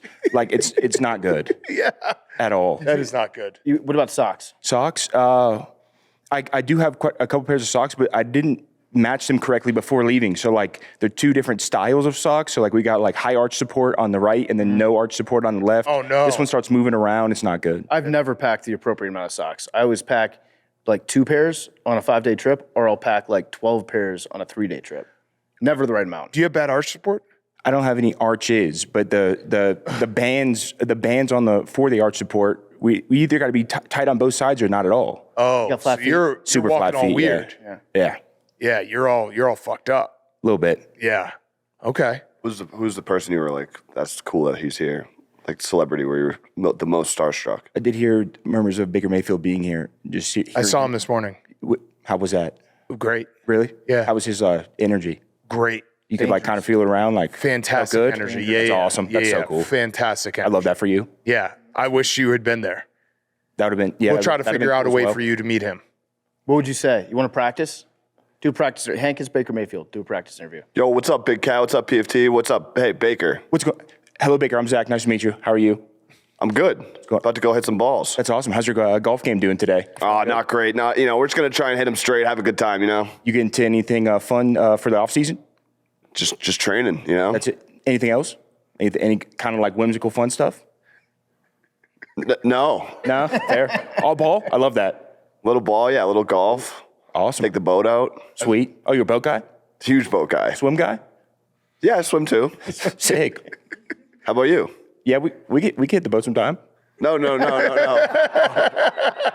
As if you were a boat guy. Oh, but I dabble. Yeah. Nice. It's great to meet you, Baker. Shout out to you. You too. You're What's the your man. name? You're kind of the man. Zane? What was that? What's your... Oh, Zach. Nice to meet you, Baker. Yeah. You're busy. I get it 100%. Okay. I appreciate meeting you, man. I'm canceling that interview, by the way. Yeah. out. No, sorry about that. Yeah. Sorry about that, Baker. I gotta go. He's kind of a weird guy, but we love him. That was a good interview. That was good. Fair. I also like, yeah. Dropping a whimsical was whimsical. bold. I would Also do that. I inviting would do that yourself again. onto his boat was good. That was a good choice. Oh, I thought he opened up with a boat. My No, bad. he said, I have a boat, and you said, we could boat sometime. Misread. Yeah, that was a misread. Thank you It's for the okay. practice. That's why we practice. practice, right? That's Get the why reps you do in. training camp. I won't do any of that if we meet him. Yeah. Sure, Baker. I'd love to be your best friend. No, if we somehow meet him, you have to drop a whimsical. Gotta fit a whimsical in? Yeah, you have to. Okay. All I right. can do that for you. All right, perfect. Love that. We just ran the simulation of the conversation. Anywhere on the bucket. No. Leave the hat on. Anywhere you'd like to take as much space as you'd like, Baker. That bucket's yours. Keep it. Zach, I think Thank you so much, Baker. I love you too, man. Bring it in. Come on, bring it in. It's like a running start. Great job, Zach. He's awesome. He's awesome, dude. He's awesome. What's up? I forgot to breathe there for like 5 minutes. Memes. That was crazy. Shout out to Baker Mayfield. He's a fucking man. Good job, Zach. Great job, Zach. Zach's done great this week, by the way. Yes, he is. He's Julian Edelman, our guy Jules, said he's Rookie of the Year. Rookie of the year. How about that? Yeah, that was a lot. I'm not sure. I don't know how to respond to Rookie of the Year. That was very kind of him to say. I didn't see that coming. He's a man. Okay. Nice. Shout out to him. Shout out to him. Okay. Good show, boys. Great week. Do we have any other Fyre Fests? Any Anything else? onion related Anything else happen? leaving dinner Fyre Fest? Storming out. Any storming out moments that happen? Fyre Fest? No one? Max, memes, Shane? Anything? Well, at one point we went to dinner last night, and I didn't want onions on my tuna melt, so I got upset. Yeah. And then Pug asked me if I sleep with an onion. That really, really set me off. So I stormed out of dinner and went home. Oh wait, no, that wasn't me. That was Shane. Shane, you stormed out of dinner. You stormed out It of was the dinner. definition of a It went from Ten I of us thought at you were dinner, going you to stormed punch out of Pug dinner. to then you just. I didn't hear the Pug question, by the way. They talked to me afterwards. I did not hear the Pug question. Oh, we thought you left because of Pug. No. It was Pug just- roasted your ass. Yeah. I thought you were going to hit Pug. No, it was, We were talking about how Big Ed sleeps with a pillow, or most of these guys sleep with a pillow under their legs. Yeah. Yeah. And Change then your Shane life. said something, and Pug was like, "Do you sleep with an onion?" Yeah. It also made no sense. No, it was not. It made no sense. Pug was just feeling it. He was tapping in like a madman last night. Follow him on Tap In. But Shane, you stormed out of dinner. I could feel like an AV1 gangbang about to happen. It was so Shane has some particular things that he likes and doesn't like when it comes to food. He did get lied to when we went to this place and asked if the tuna salad had onions. The guy said no, and then the first thing that you saw was an onion. That set it off on a bad foot. But when That you didn't set it up. what? The set off was we were in line and it was tuna salad was on the menu. And I just asked the guy, is there onions in the tuna salad? And you would have thought I pulled out a pistol and shot this man. Everyone was so surprised that I asked that. Like, What was his reaction? Who was giving? he said, no, there's no onions. Who was giving you the heat? shit? Everybody, they call me a pussy. Nah, I think the word pussy was implied. I don't think it was said. Yeah. I'm pretty sure memes call me a pussy. Yeah, he might have. He might Right next to me. He might have called you a pussy. Oh, child. Yeah, But like, it's not an uncommon thing. Like every time we order, You don't like show- onions, yeah, I don't like onions. but you do like onion rings. I mean, they're fine. Zach got you on that one. They're fine. Onion ring, yeah. But also, onions are in everything. That's a tough thing to not like to eat because they just sneak them into all sorts of sauces. You probably get surprised by onions every day. I mean, you got back to the definitely get hotel- Yeah. What? Tell us what happened when you stormed off. I don't remember the last time I've seen a storm off. It wasn't as dramatic as It was pretty. We were sitting there, all having dinner, having a couple beers, great live music, and and you just said, you know what, fuck you guys, and you got up and left. I did not say that. It was the opposite. What did you say? I said thank you for the meal, and then I turned I around and don't walked think away. that happened. I think you're being gaslit No right way now. that happened. I did say thank you.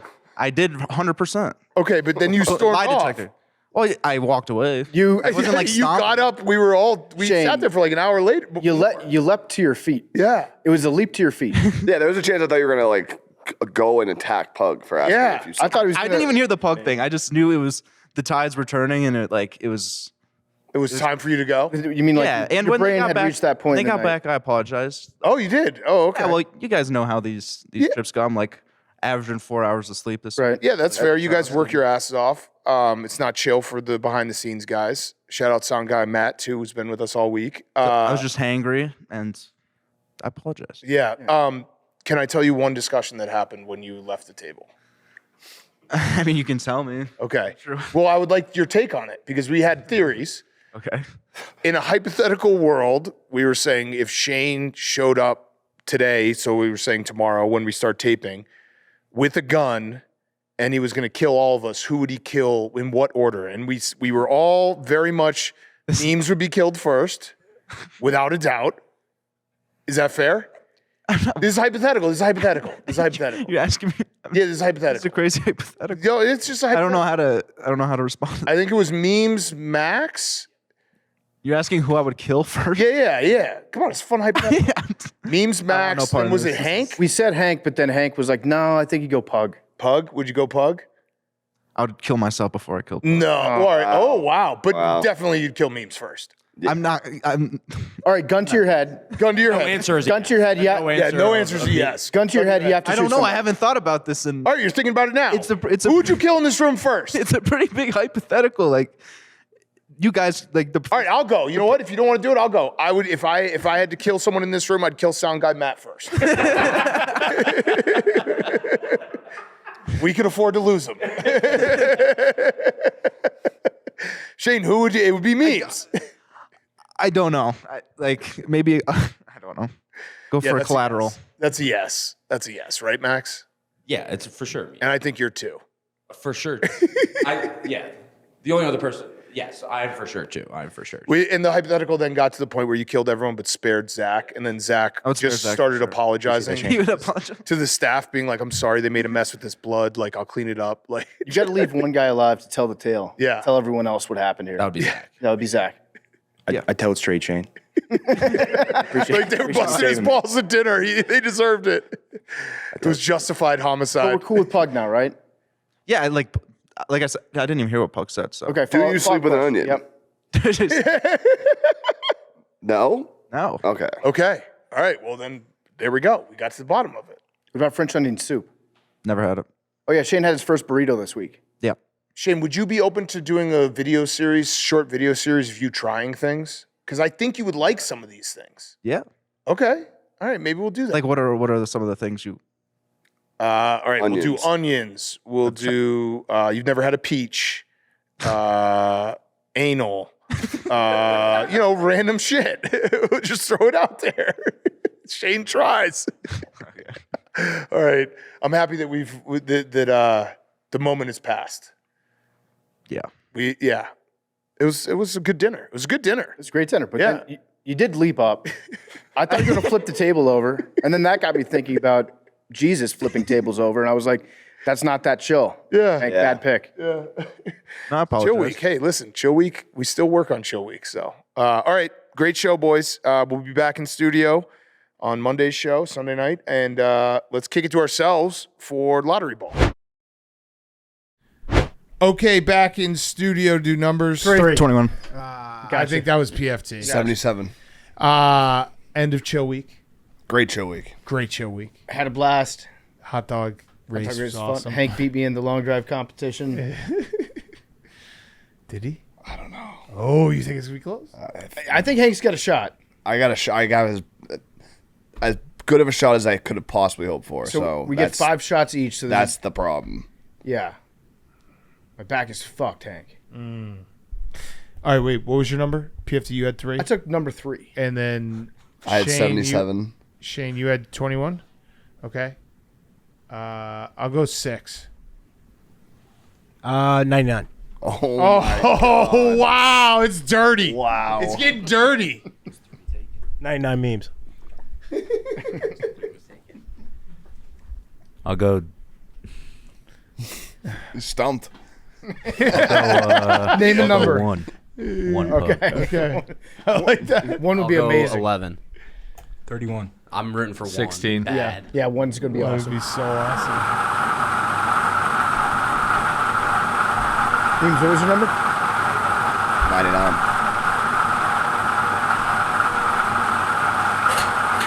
80. Memes still don't have it. Love you guys. Another week in the books. Love you guys.